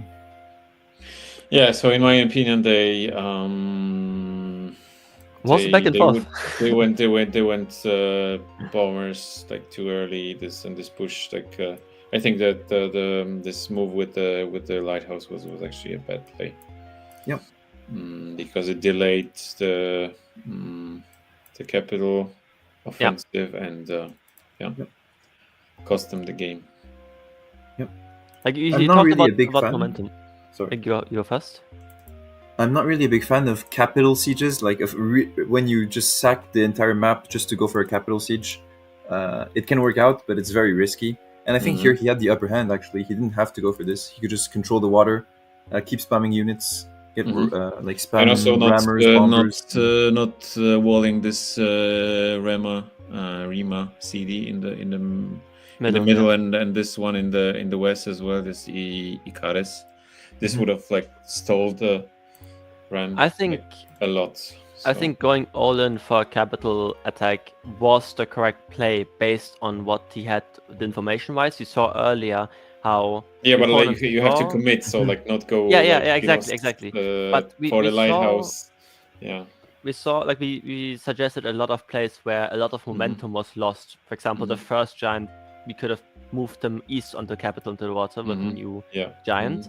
Which was been one more turn extra, and the lighthouse, one more extra turn was wasted. And on the west shouldn't have fallen this quickly because of the defense being poorly executed. He just shouldn't need to defend this, but like he can defend it in a way where he's slowing down his opponent in a way where it's expensive for an opponent to actually attack. And if he does attack for a lot of stars, then he's not defending his capital, right? And then and if he's defending his capital, then you're not losing out on the west. But this way, what happened was you didn't the player didn't defend properly on the west, lost the cities, and didn't go all in on the other side while his opponent is spending a lot of stars on the offensive. But if he's spending a lot of stars on the offensive and he's losing all the cities in the west, fine. But then the opponent's not defending his capital. But then you have to also go all in on that. Like the way that the board should have turned is Ramingler gets 3 or 4 cities on the west, but he's losing his capital for it because he doesn't have the stars to defend it anymore. But we We all learn from it, right? Yeah, and it's also, there's a timer, so you have to it's a live take game. that into consideration, that it's not like, always reasonable choices and rational, stuff that you are choosing. So yeah, be mindful of that. Okay, so let's move on to the next game. Okay, so next game is Force. Yeah. Mm-hmm. Against Arthur. So they're both really good players. Yeah. And it's Drylands. Mm-hmm. And this is Continents? Continents, okay. Continents. Yes, very nice live stream. So we have plenty of different kinds of maps. Yeah, good variation. Very nice. Mm-hmm. Yeah. Shared fog here.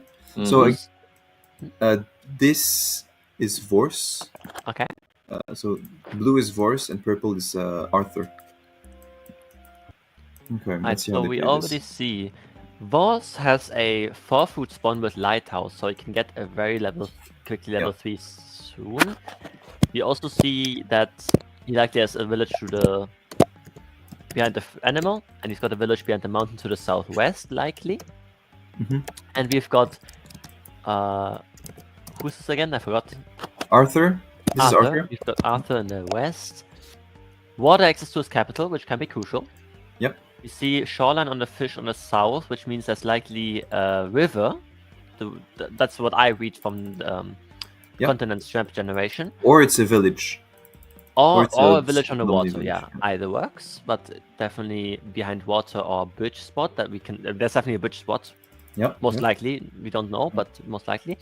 And we've got a village likely towards middle and maybe towards the northeast. Yeah. Okay. Right, workshop. Again, I think continents, a very good tech for continents is meditation, because you're not going to be fighting in the first turns, maybe until turn 10. And if you want to go for the lighthouse, you can in continents, only in continents, because you don't need expansion that fast.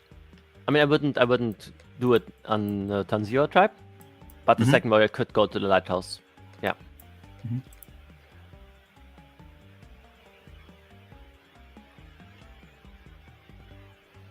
Yeah, so the route that you're gonna have on continents is either you want to rush into the water and get an expansion advantage over cities that are uncontested, or you want to rush into markets. If you look at Arthur's position in the west, because you're not going to be fighting, right? So if you take markets, you're going to be able to fight. When you say markets, it's first giants, right? Or just riding roads? Yeah, giants. Giants first. Like you would go giants first. Maybe rider roads, because you can still utilize bridges and get those cities faster. It depends on how the routes that you want. Like, but generally giants. Yeah, I mean that's the way. But if you look at Arthur's position in the west, his capital doesn't really profit from anything. Like he markets a hint, and then he could go mathematics, but so far it's only a second city, so it's quite expensive if he does go mathematics. You kind of have to go for water. Exactly, or bridges. Rider roads, you could upgrade to the second city to level 3. You have a bridge potentially towards over the river if there's a river or an ocean. Like you don't know, you can utilize that. You can take that into account to make your decision. I mean, Voss on the other hand, he also has like not really anything on his capital, but he also doesn't have the choice to go into the water because there is no water. So right now, if I look at Voss' position, both works to go hunting here, even to work towards mathematics, or to just go riders and just say, well, we maybe have a land fight over a river with bridges. So it's still to be decided so far. Okay, in my opinion here, you just get the upgrade. You have 10 stars before capturing. In my opinion, you have to buy a tech. Yeah, I mean, yeah. Like you have to choose your direction. Either you go riding, either you buy fishing, or you buy farming if you want. But you have to buy a tech here. He must have forgotten about that. He must have claimed and was like, "Oh, I forgot about that." Yeah. And Justini suggests philosophy on continents. He says it's based. I agree. Yeah. I think meditation alone is already very good for the monument, and then philosophy is also very good on continents. Meditation you get the pacifist monument, right? Yep. Especially in this setup, because it will take time, before they meet. So it's it's and worth it. Usually, if you go for Pacifist Monument, you can get like turn 8 Giant because it's a very early monument. Yeah. And for those of you who play IMO, like you kind of know how OP a monument is. We see confirmation that there is a river, not an ocean.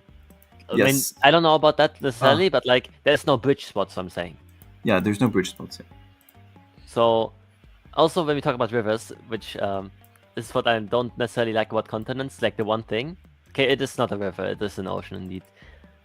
I don't like that you can't place diagonal bridges. Because if you have a river on continents and you only have like 1 or 2 bridge spots where the river is straight, it can be really annoying to fight over anything because you have nowhere to place them. Yep. I mean, diagonal bridges would be so much chaos. So he ends up going farming and explorer. Explorer without fishing on continents is very sus, in my opinion. Yeah. Because you don't have fishing, it's continents, like, you're gonna uncover all of this with your warrior anyways. I don't like Voss's position that much right now. I mean, he has to go farming, because, like, what is this with resource-wise in the second city?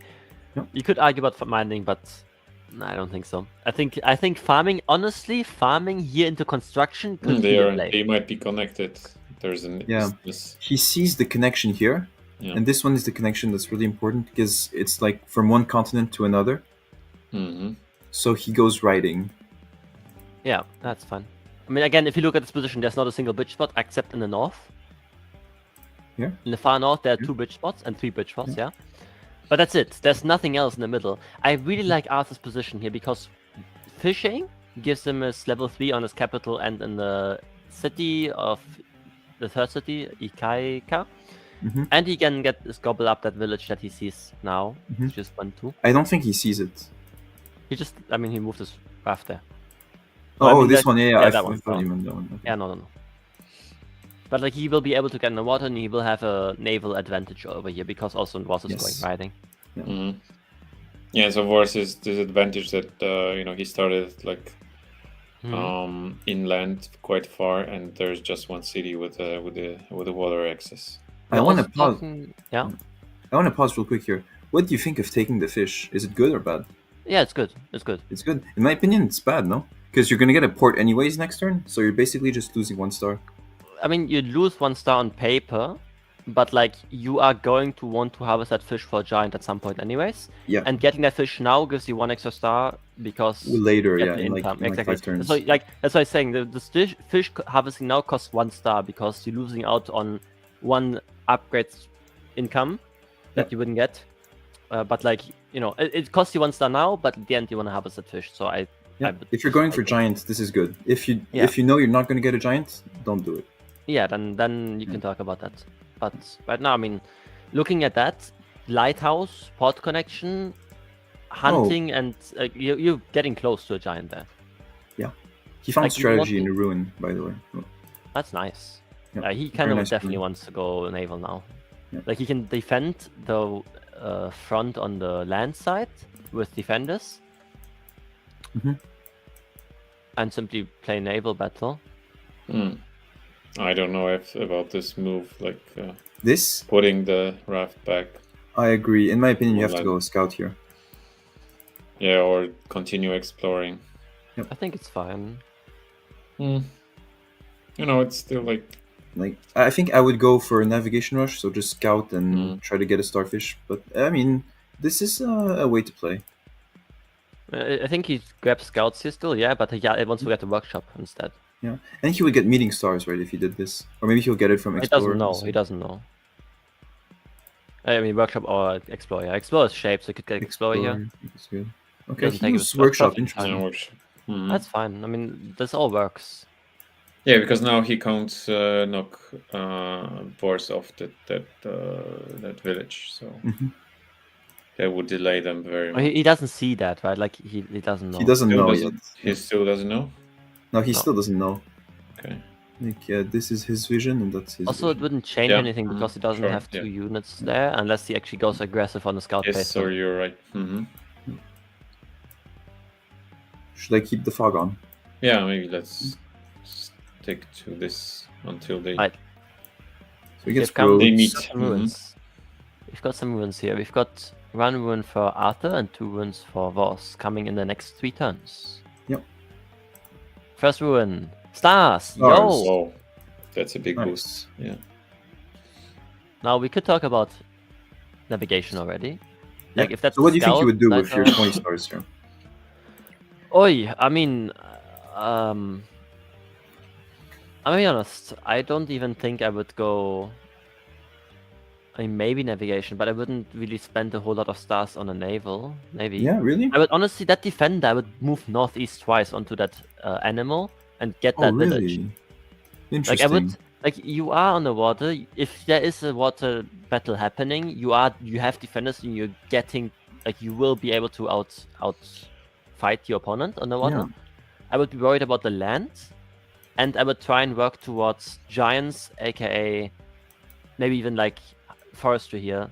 Forestry would be a giant on Ikaika, and then Forestry and giants. Very interesting. yeah. I mean, I would like forestry would upgrade to the top city. You would get a giant with.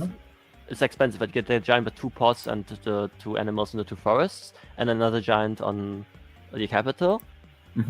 And like, you could chop the remaining forests if you wanted to. You could also keep them for now. Yep. And like, you just work towards markets maybe, because then you have a way to like fight in late game. Because right now, if you build up your naval, what do you do with it? I think that's what's so great about Polytopia is that there's so many ways to play, right? You can play however you want.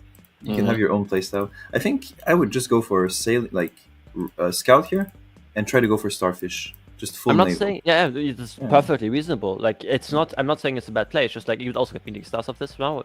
We know that, but he doesn't. But it's likely because it's turn 8 already. And you secure your naval advantage if you do that. You can start harvesting starfish, but like. The reason I don't like that play necessarily is because you're giving up slightly on your land. You are, yes. Over there, and you're counting on bombers to support your land units later. Yeah, and you also don't give yourself a reasonable future necessarily. Because if you take navigation and you don't get starfish to show for it, or even if you do. You're not going to be able to actually make anything out of it. Because unless your opponent also builds a navy and spends stars on a navy that you can then punish him for it, all he has to do is just sit back with rider roads, what he already has, and defend your defenders, and then start recovering his riders, which in the beginning is going to be costly, but like once he has enough riders that they swap in and out of like recovering and attacking, your defenders don't do anything that siege. If there even is a city on the water, and it's only one, I think. The prospect in the future is like not so much, I think. And like you're missing, like you're gonna be behind on economy as well if you spend too much stars on navy. Like it's, there's a lot of reason not to. Yeah, I agree. Let's see how Arthur plays this. Okay, there's now, okay, this is perfectly fine. Scout. Okay. He does not go for the starfish. Like next thing you can siege that with he could ram the warrior. I wouldn't ram it. You just kill a scout with a scout and then. And put a raft. Yeah, that's cheaper. Yes. Fair. But like you're not even like getting anything from it, because like that city, if he's gonna explore that city, is 2 stars of income. This city and a warrior is 2 stars, which he just kills. So you're trading 2 stars every turn, unless you siege with defenders. Then you lose out on 1 star every turn by sieging, which sounds stupid, but you're losing out on sieging. Yeah, you're also denying him water access. You do, but like he doesn't want to get in the water. All he has to do is defend. That's true. With that, okay, talking about the other city in the south. That city in the south that's also in the water. If you attack him here and get a defender on that village, you are going to be able to take one of those cities, because I don't think he is able to fend off 2 defenders at once. So you're getting your foot in the door, 100%. I agree. Now you can get a scout here, shoot this, put defender in here, defender in here. Maybe. I think I personally would just like. I mean, you could do that, 100%, but again, you're wasting 5 stars on the scout that you just upgraded. You are, But I mean, you could, because getting another defender down there is going to take 3 turns otherwise. Yep, let's see what happens. Another star run. Okay, so both players have a star run. 40 stars on turn start, by the way. Oi, oi, oi. What did they spend on? Was it a bug? Was it a visual Was bug? that 40 stars? I think I saw 40, right? Yeah. A 21 meeting from stars, last and one. he does what? Ah, Fishing, no. Oh, yeah, okay. capture. Yeah, it was Explorer. 40. Sort of upgrading now. Farming with 4 roads is a giant here, I think, no? Yeah.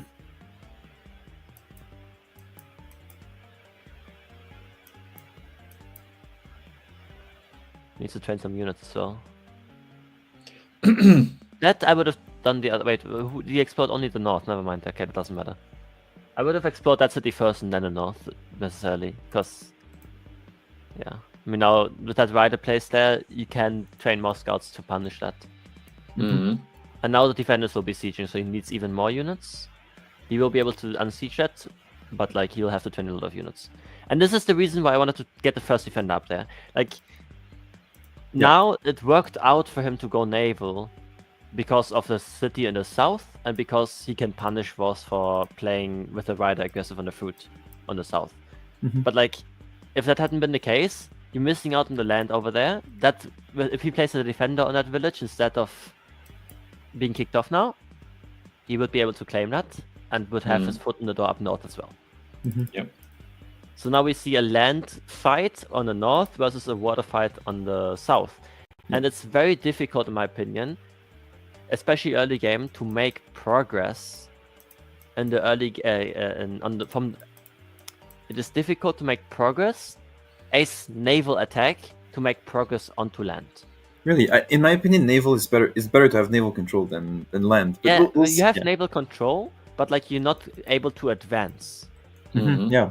Like you have control, and your opponent, like it's a stalemate at that point. If you want to advance, you need something like cloaks or bombers. Yeah. But like even cloaks don't really do anything here. Well, the city's level 2. Small cities. Yeah, it is. That's true. And no border growth, so. So like, and on land, it's much easier to make advances. Okay. Like here, okay. So we have a next turn, he can step his foot in the door and claim the south city with the defender. There. Yeah. But that's it. Yep. Yeah, so this defender dies, probably. This defender will be kicked off, yeah. Yeah. Now Voss is getting the first giants. You could also get a giant in the north city there. With the north city port. here?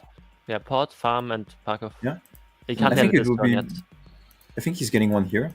But... I mean, I wouldn't get it there. Like, if you get the giant there, all you do is make yourself a target. Yeah, I think the giant here is if you want to get water control. I mean, I wouldn't want, at this point, you see, like, it's like the thing we saw the last game as well. How your opponent spends a lot of stars on one side of the map. Let them spend the stars on it, and make your own progress elsewhere before it. He doesn't even kill. Okay, he does that. So now he's giving his opponent a target. He also steps on a village, which basically sacrifices another rider. By the way, a funny thing you can do here is actually Houdini the defender. You can step here and Houdini defender, because this defender is going to be very annoying once it steps in. Yeah, you could do that. Yeah.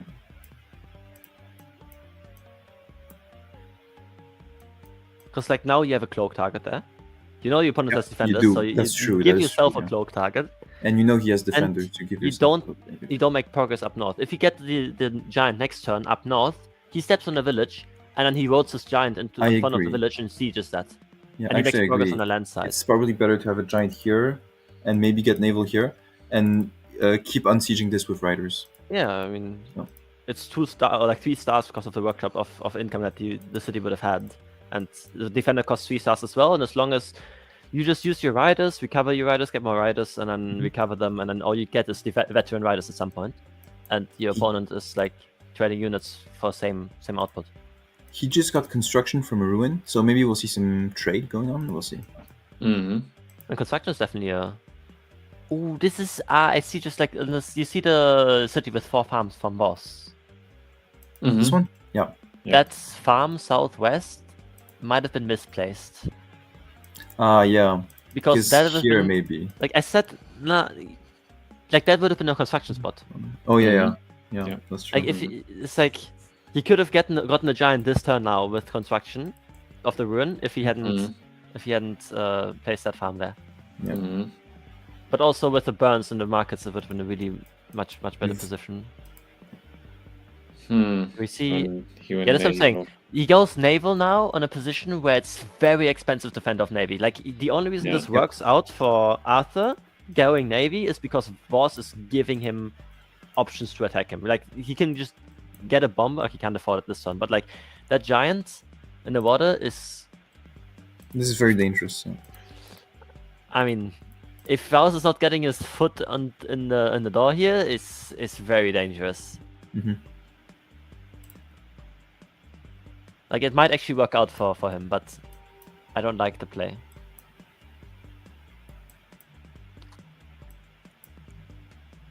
Okay, finally capital level 4. Explore, yeah. Try and get if the this lighthouse. gets the lighthouse, you get a giant. Oi, oi. And no. Yay! Let's go. Yes. You got it. Okay. Why are we all rooting for Arthur? Because he's Arctic Wolves, he's my mate, you know. That's why. He's confident in keeping the village. Oi! This is a very expensive siege. Veteran. Okay. I don't know if you saw the roads he put. He uses 2 roads here. A veteran. But it works because it's a veteran. Yeah. You can't unsiege. You can unsiege. Okay. Yeah. It's still denies. Oh, okay, it's 3 riders. Okay, yeah. But he also secures his defender there with the village. It's expensive, growth. yeah. Oi, okay. Yeah. Okay, giant. Yeah, Voss is definitely in a much better position here because he's got the economy to make up for it. So we're on 28 stars for Force and 22 for Arthur. How did that even happen? Oi, oi. Ramming are of course the best counters to giants, to juggernauts.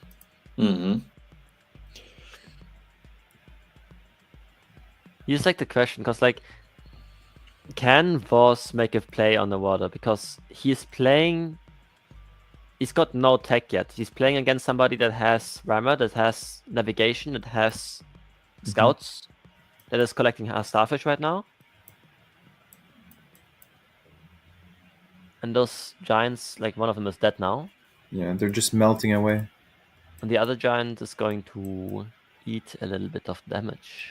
Hopefully he gets the monument. He does. Nice. Yes, he does. You could get a giant in places. Yeah, let's get in the capital. It's slightly cheaper in the capital. Which costs 2 stars. Oi. Yeah, okay. He gets a siege here. Oh, is it breakable? Yeah, no, it's not breakable. He has no monument. Oof. That's a mistake right there. Yeah.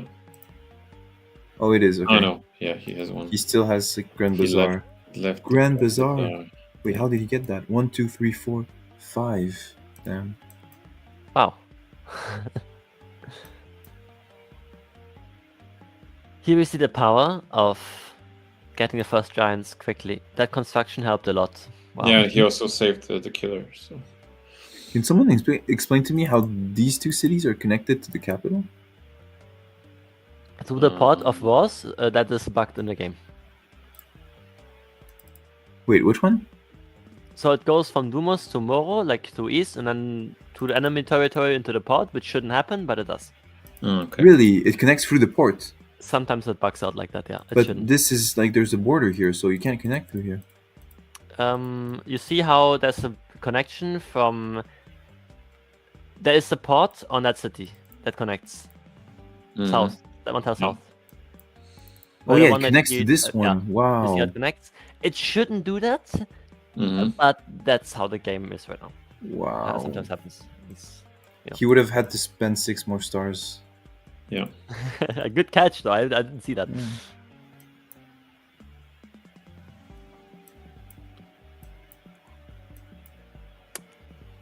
Okay, so Vorst takes this central city.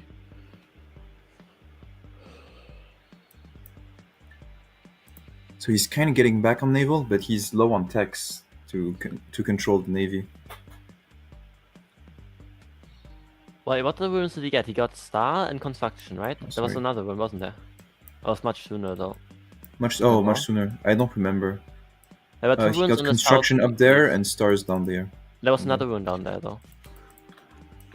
There were two runes down there. Oh, I'm not sure. I want to know, because like this momentum of Foust seems like very unreasonable for what's happening here. Because like not only did he get, like I said, how he should have decided to take a giant up north instead of in the middle, because it's expensive to go naval, or he just like got a giant there, got a giant there, and then just completely runs over on both sides, which like amazes me. By the way, I think the game is still on right now. Like, sure, Voice has a lot of economy. I'm gonna be honest, I don't think so. Really? Yeah. He's still got a panic giant up north with burning forests. He can burn 2 forests and get actually no, just 1 burn, and the fruit is a giant up there. You can just get that without panicking, and then he's got a lot more. Like he can make progress on the land while threatening naval, and he's putting up a lot of pressure on the land where his opponent with Arthur has to defend that somehow, which means that he's not spending a lot of on naval, which means that in turn Voss can make up progress on the navy. I think this city is very hard to unsiege. If it gets sieged, it's very hard to unsiege. Like, you would have to either sacrifice some riders or make some rammers. I'm not sure how you unsiege this.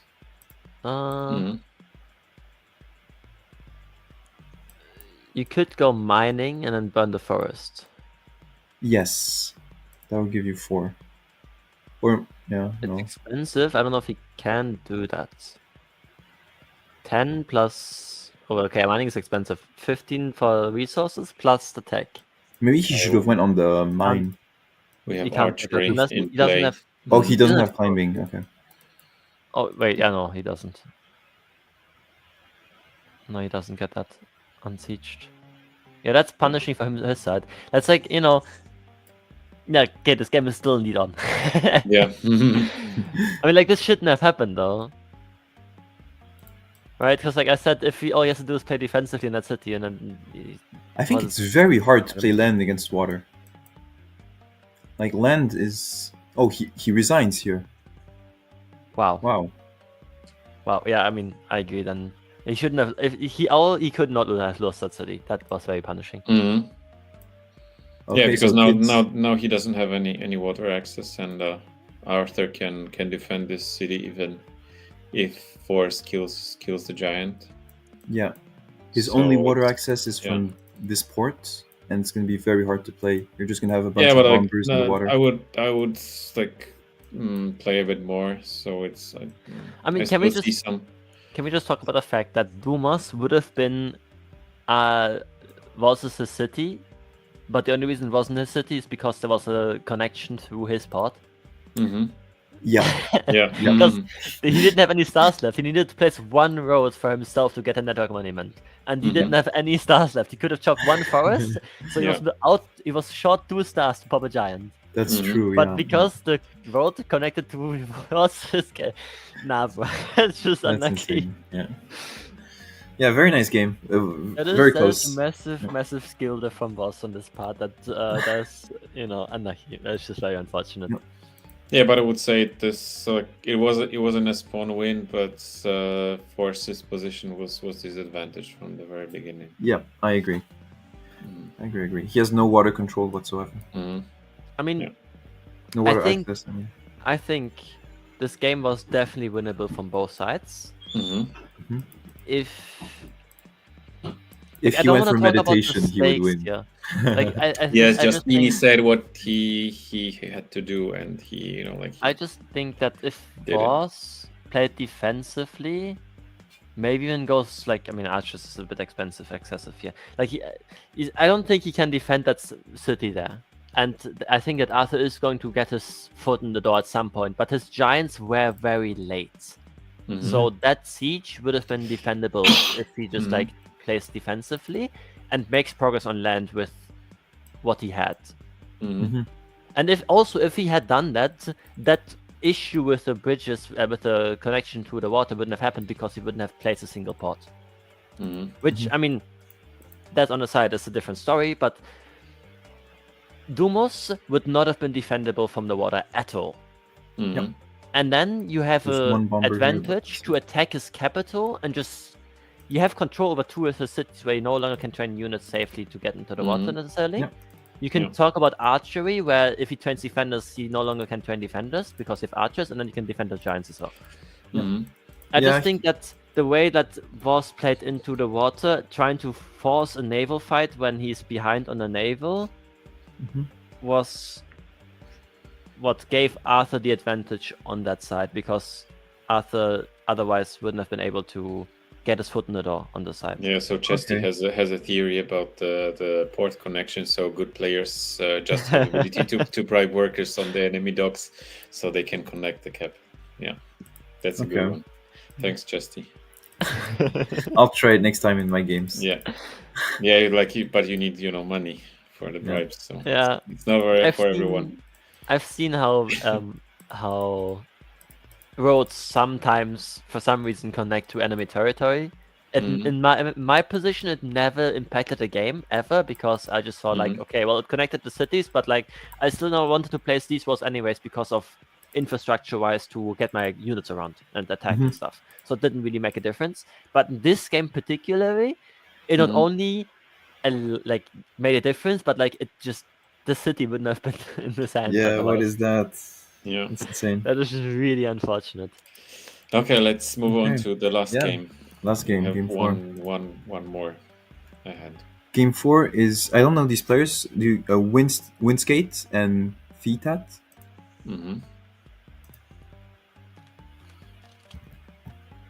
Okay. Yeah, let's look at the spawns. So it's Archipelago again, and Shared Fog. Okay. Okay, they're close to They're each very other. close. Okay. They both have water access. Similar spawns. Are they both going to be heading towards each other? Uh-oh. Uh-oh. Okay, we see. Oh, okay, they don't. Okay. Yeah. That is a very rich capital with the 3 fish, because with the lighthouse that is reachable. 1, Yeah, 2, it's 3, early giant. 4, 5, connection 6. We're getting there, yeah. It's very early. Yeah. So he gets Explorer here, which is very strong in Archipelago. Okay, 3 meeting stars. Oh, that's... I mean, this economy is going to be behind a lot. Yeah, it's kind of rough. That's why I said, right, you like Explorer because of the vision is very valuable on this map, but you not only miss out on Workshop, but you force 3 meeting stars instead of 5. So you're missing out on 3 stars now, and then plus 1 star each turn onwards. So he moves in to get the vision. Get the meeting stars as well. He's forced the meeting stars. Yeah, and he goes very interesting choice. This is a very important choice in the game to go riding. Early techs are so important. What do you think of the riding here? I mean, he's committed to make a play now on that city. Yeah. Not this turn, but in the next 3 turns, he has to start sieging that city and make plays. Yeah, he's committed to that now. And he's forcing his opponent to somehow defend that, because the first unsiege will be somewhat doable with training a warrior there, walking backwards, walking forwards, fine. But from that point onwards, he'll have to maybe 3 such attacks as well. Yeah, so the blue one is disadvantaged because they have forest between their cities, so even a rider doesn't work really. I think warrior spam is going to be fine for now, and then the scout would probably help. Okay. Yeah. We'll see. Yeah, we get this. Ooh. +1, okay. Yeah, no, this works. Does he get a tech before capturing? No. It's important to not walk forward with the warriors. Yeah, exactly. Just sit there and play defensively. I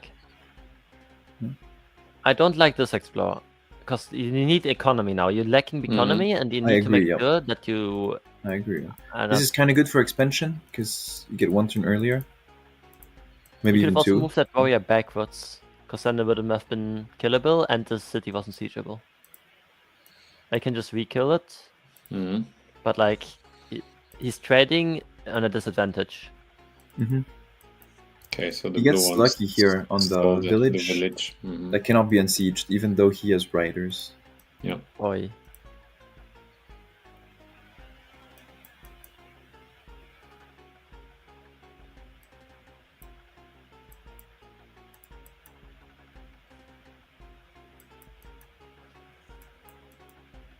That's also not siegeable though. Not because there's no stars for economy wise.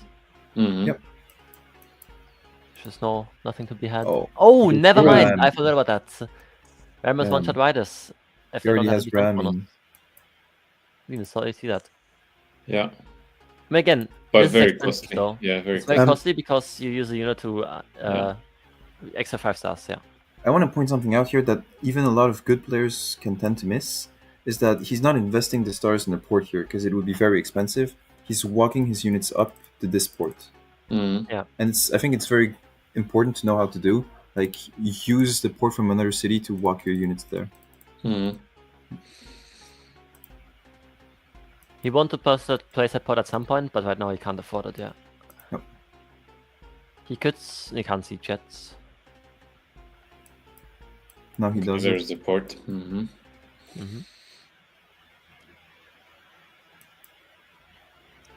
Now he walks forward, sacrifices a warrior to deny a siege. Yep. I like that player sec actually. Although it only denies 1 star, but the unsiege would be expensive and costly. This rammer is actually 5 stars, and it gets killed instantly, so I'm not sure if it's worth it, but again, it denies a siege. Yeah. Yeah, but I would move it closer to the village that the green wants to take, because this could help them. Yeah. So like damage the warrior. And just like play defensively and get naval control. You don't need to make an offense and play right now. Yeah. Workshop. First workshop here of the game from blue. Yep.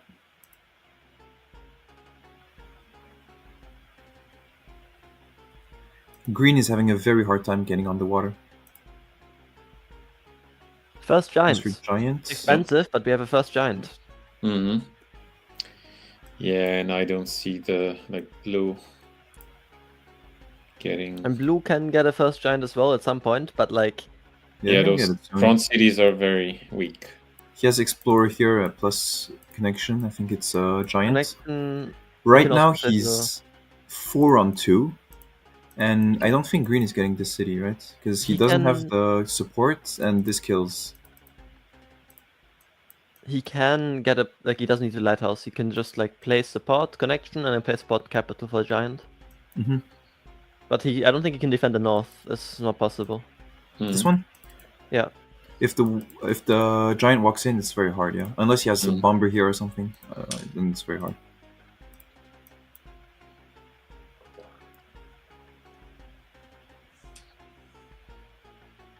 Okay, so they step off the village. Very expensive giants. Yeah, I mean, it's still giants. You have to go for them. Yeah, how are they gonna be defended? Yeah. That's my question to you, right? Like now, also the giant is gonna go south up there and make splash damage as well after the void has been killed. Yeah. So, but would you move the is this the best way to move the giant in from the northern city to actually put it on the water instead of walking it towards the probably now they don't have the so they can be smacked without any consequence. I mean, there's only one warrior that can smack it. If the warrior smacks it, dies. And your 5 HP able to survive. So his warrior is going to kill the 5 HP. Then he can use both his riders to hit the warrior that's been trained if that's training the warrior, and the warrior that's been killed the warrior, and then siege, smash. Okay. And then just not siege, but he can then use the splash of the giant to kill both. Or not kill, but kill one of them and the other one is 1 HP. And there's no army whatsoever. I think if he does this and hits, there's a siege, right? Because you just move forward, kill with 5 HP. Yeah, actually, yeah, true. Something like that. Well, it's kind of hard to do, but I'm sure there's a way. Yeah, there's a way. I see it. Yep. It's unsiegeable, yes, but it would be also additionally get a siege too, on top of the Yeah, I mean, he could siege that. He could siege, yeah. To do it. If he moves giant southeast, kills warrior, and then exactly like this. He does and it, with a veteran. Yeah. Nice. Okay, that's actually not unsiegeable then. Yeah. And the raft dies. And now there's the other city is also under threat from that other giant. Yeah. So we're again going to see like a rush for the capital, while blue just scales. I mean, you can talk like honestly. I see a very strong attack here. You could even rush mathematics now and get catapults there. Did he buy like, I don't know. Because like if you look at this, the catapult from a capital, if you take that and then move it south one tile, it can reach a lot of the areas, like tiles, and the only way to attack it is with a bomber from that. Like you can't reach it. And from the other city that you just captured, if you turn the catapult there, it's in range of his the other opponent's capital. Yeah. And it can't be reached. You can walk it forward, like it's here or there. Yeah. It's really disgusting to work. Catapults are strong here. Yeah. Like he can just make himself a castle and make an attack on his capital. Good luck defending that. And he wouldn't even be behind in economy because he's got the heavy economy advantage. One giant is going to attack the middle city here. The other giant is going to go down south and make sure that he can capture something else. He can't defend all of this. And he's not even behind in cities at that point. It's going to be even. And he's got up in the economy. So he goes for a mining here to get a giant here. In my opinion, you can just port here and Gate of Power, and you get a giant in this city instead. 5. Yeah, I agree. And then you can rush mathematics or something. So mining is very expensive for, like, to get a giant in this city instead of this one. I'm not sure that's worth it. I think what he just said is his prospects of saying, okay, I don't think I can capture his capital with a rush. It's a too committed play. I'm going to take the middle with my first giant here that's coming. Yeah, you can try to control the water. If his giant's going to defend, then my giant is going to rush his capital, so good luck. And the third giant he just got is going to go down south, and he can't defend all 3. He can only defend 1, because if he's spending all his naval upgrades on that, then I'm going to make a play on the other sides. Like, the opponent has to decide where he's going to defend. He can't defend all of this. Yeah. That's the second. A lot of veterans here. Great veteran value. He doesn't need to promote them immediately. He can just like let them sit there, recover if they're not being used, and then use them again, and at some point promote when they're in use and need their HP. This is quite unfortunate. This landing in the west. Yeah, there's a stranded warrior over here. Poor warrior, he'll stay there until the end of the game. The worst part is when there's a ruin here, and it's a swordsman. Yeah. It gets popped. Yeah. At least then you don't. At least you don't waste the population if that's a swordsman on the ruin. Yeah. But look, the giant's gonna defend. He might be able to defend that city, but then this giant dies. And then he can just re-siege with the second giant. Actually, no, he can not only re-siege, but like he can also make a lot of splash damage. And it's I mean, his capital is also being denied stars. He doesn't even have enough stars to unsiege that, and this giant is still going to die. I think. He has enough riders. Yes, it is. He has 4 riders plus a capital. He got population from the ruin. Oh, he doesn't even kill the giant. He just goes for the capital. Well, that works. Perfectly reasonable play here. Yeah, I mean, good luck defending this. This giant has to go back into the pot here, and then it's gonna die. Yeah. I think he could have, like, blue could have went for a starfish much earlier. He would have had so much eco from this. Like, when you just have the water control, you should always go for starfish, in my opinion. Oh, sieges? Okay. So you re-siege. But, like, his capital is gonna, like, is gone. And I think this turn is very important, because you have a siege on the capital. You need to unsiege this, and this is where you want to spend your time, right? Playing this turn. You can unsiege with splash damage of giant and make a lot of damage. Here I am. And then kill that giant and siege his capital. His opponent doesn't. I think that's why he goes sailing. Yeah, you Has to can. go Yeah, exactly here. Does he go sailing?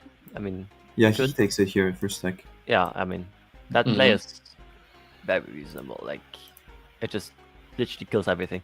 It's kind of expensive just to get one hit on the scout. Yeah, I mean, like his opponent doesn't have stars, and like you secure your naval control with it.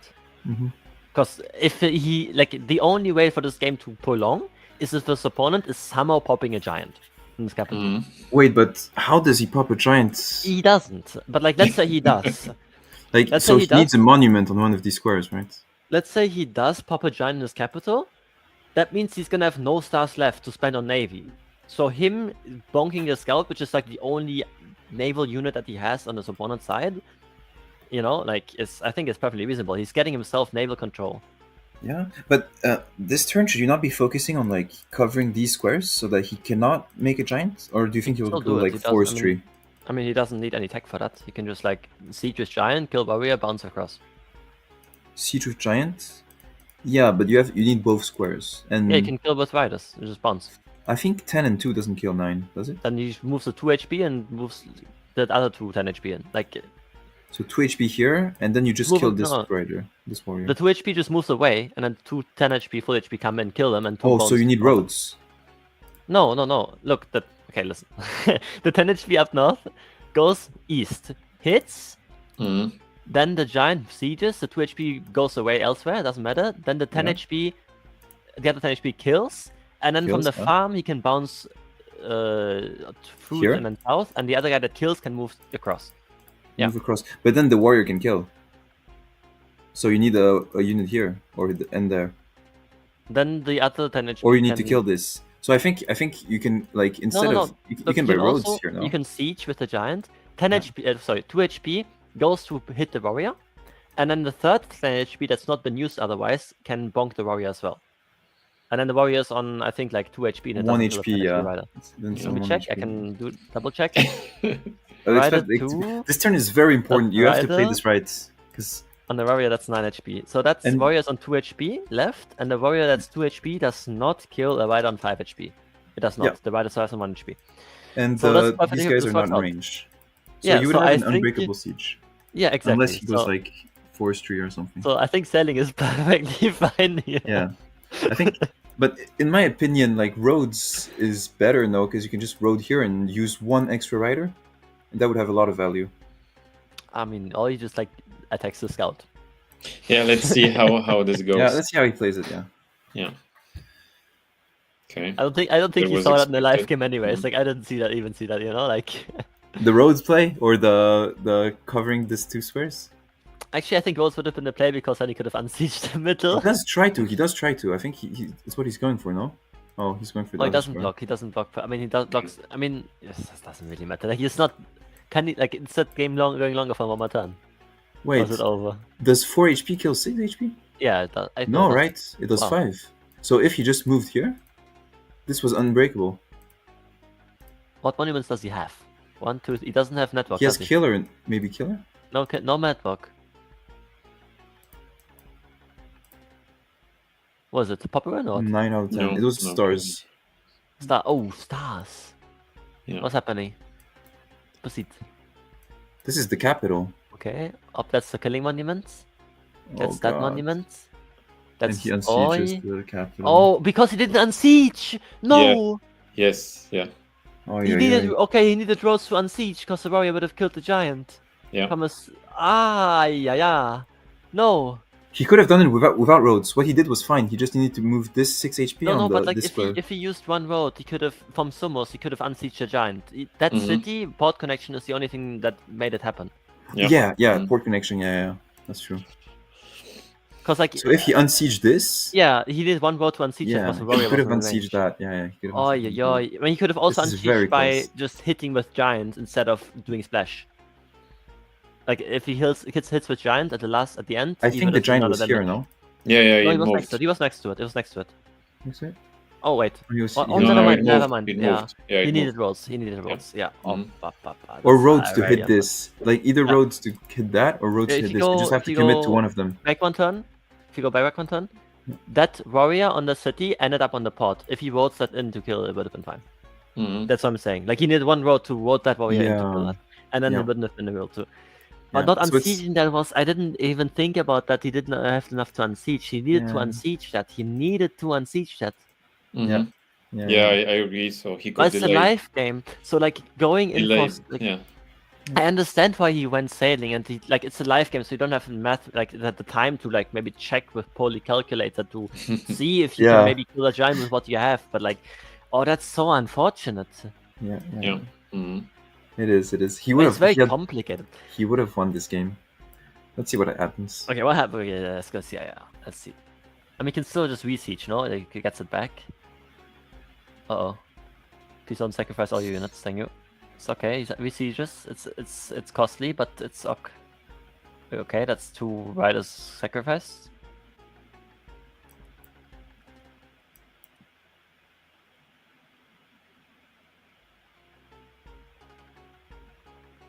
Okay. Now he loses naval control. Veteran siege. Okay, veterans. This is That unsiegeable.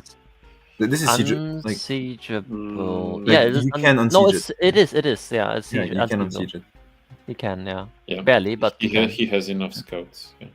Yeah, but like they're not being blocked fully. Like you can move that one scout Mhm. around Yeah, the that's giant. Oh. yeah, that's the play. That's what I'm Quick saying. thing: there He was a cannot- lighthouse here, so maybe he didn't need the port connection. No, he took the ruin with that. He took the ruin. I mean, you can argue take the lighthouse over the ruin, but like he Yeah. took the ruin. Okay. Okay, I mean now the game. Now they play. Yeah, it's Yeah. again water control versus full land control. I mean now I think it's over because in this position, naval control is more valuable because you can go around all sides. Yeah. But if you have a land like in the continents game, the difference there is that you are not forced to go naval because you can just simply defend yourself on one side and attack on the other side. In this position, the area in which you can attack from land is minimal, and you don't actually have an engagement on that side really. Mhm. So you have to go navy. That's usually what archipelago forces you to. You kind of have to go navy in archipelago because of the way that the water is generated. That was a roller coaster of emotions. Yeah. Now the game is over from the other side. Yeah, the giant that- dies. That's Yeah. really unfortunate. That It is. was Yeah, so very the close. delaying this siege would really work, but He yeah, they needed were to like, unsiege that. He needed to Yeah. unsiege that. Mhm. Not only like if he still gets pops the giant with the lighthouse instead of taking the ruin, okay. But then your giant is in the water and threatening every sort of naval control. But Yeah. here this giant has to go back to retake the city. yeah, Can I point out this one move? This one move. If he moved on this square, the game is Yeah. over. yeah, also, That yeah, as well. That as yeah, well. yes, yeah, Oh, good, that's really Yeah. unfortunate Yeah. on so many instances. It is. Oh, this hurts. Yeah. I mean, like we have to, like generally, I really don't like seeing inaccuracies here that are left, right, and center. But like this is not an inaccuracy. This is simply a live game diff. Like you can't even blame them for that. Yeah, It's yeah. Yeah, so you know, like unfortunate. you get emotional or like you're short on time, so like then, Like it's then you, genuinely, if this was a 24-hour game, you can argue, you can still like, even if this was a 24-hour game, you can't even blame him from that because you can't argue about somebody having to use Poly Calculator for like a play. yeah, Like yeah, yeah. this is simply a live game diff Mhm. plus a very, very, well, interesting is not the word, but like difficult line of play that you have to see. Yeah. It's Mhm. just unfortunate. Like that's all I can really say.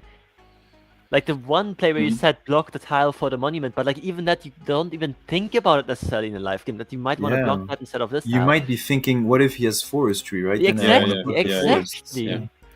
So you have And to that's what he choose, might have yeah. been thinking. He Oh. was blocking for the animal. So you have to make What a like, game! tough What a choices. game! Yeah, but Like, like, even- we have to be honest that Green did a really good job. They you know, both like, did an amazing job. defending I mean, defending because they were like on a back foot the whole game. They had only 2 cities and they recovered. They almost won the game. Yeah, that So, was. I mean, kudos to them. that was a really good game from both sides. I didn't expect that one going into this, but oi oi oi. Very nice. really good games. That was this Polysseum and Imperius. I mean, I've heard a lot of negative games happened of like RNG this, that, and that, but like these games really got to see were amazing. I mean, I have to say. Yes, so kudos to Vorse who picked the games. Really good content. Yeah, Yes, shout out to Vorse. Yep. Anyways, so that's all for tonight or today. Well, depending where you are watching us. Yep. So thank you guys for commenting. It was a Thank pleasure you. to have you. Thanks everyone for watching. I will share the end the poll and share the details.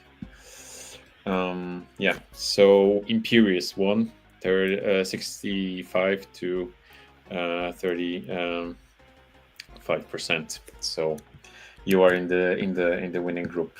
Let's go. Yeah. Yeah, so thank you for voting as well, and yeah, we'll see you on the next one. In next month is Jinchi, so be ready for some mountain action and climbing. Yeah. Okay. Okay, see you guys. See you on next one. Bye. Bye.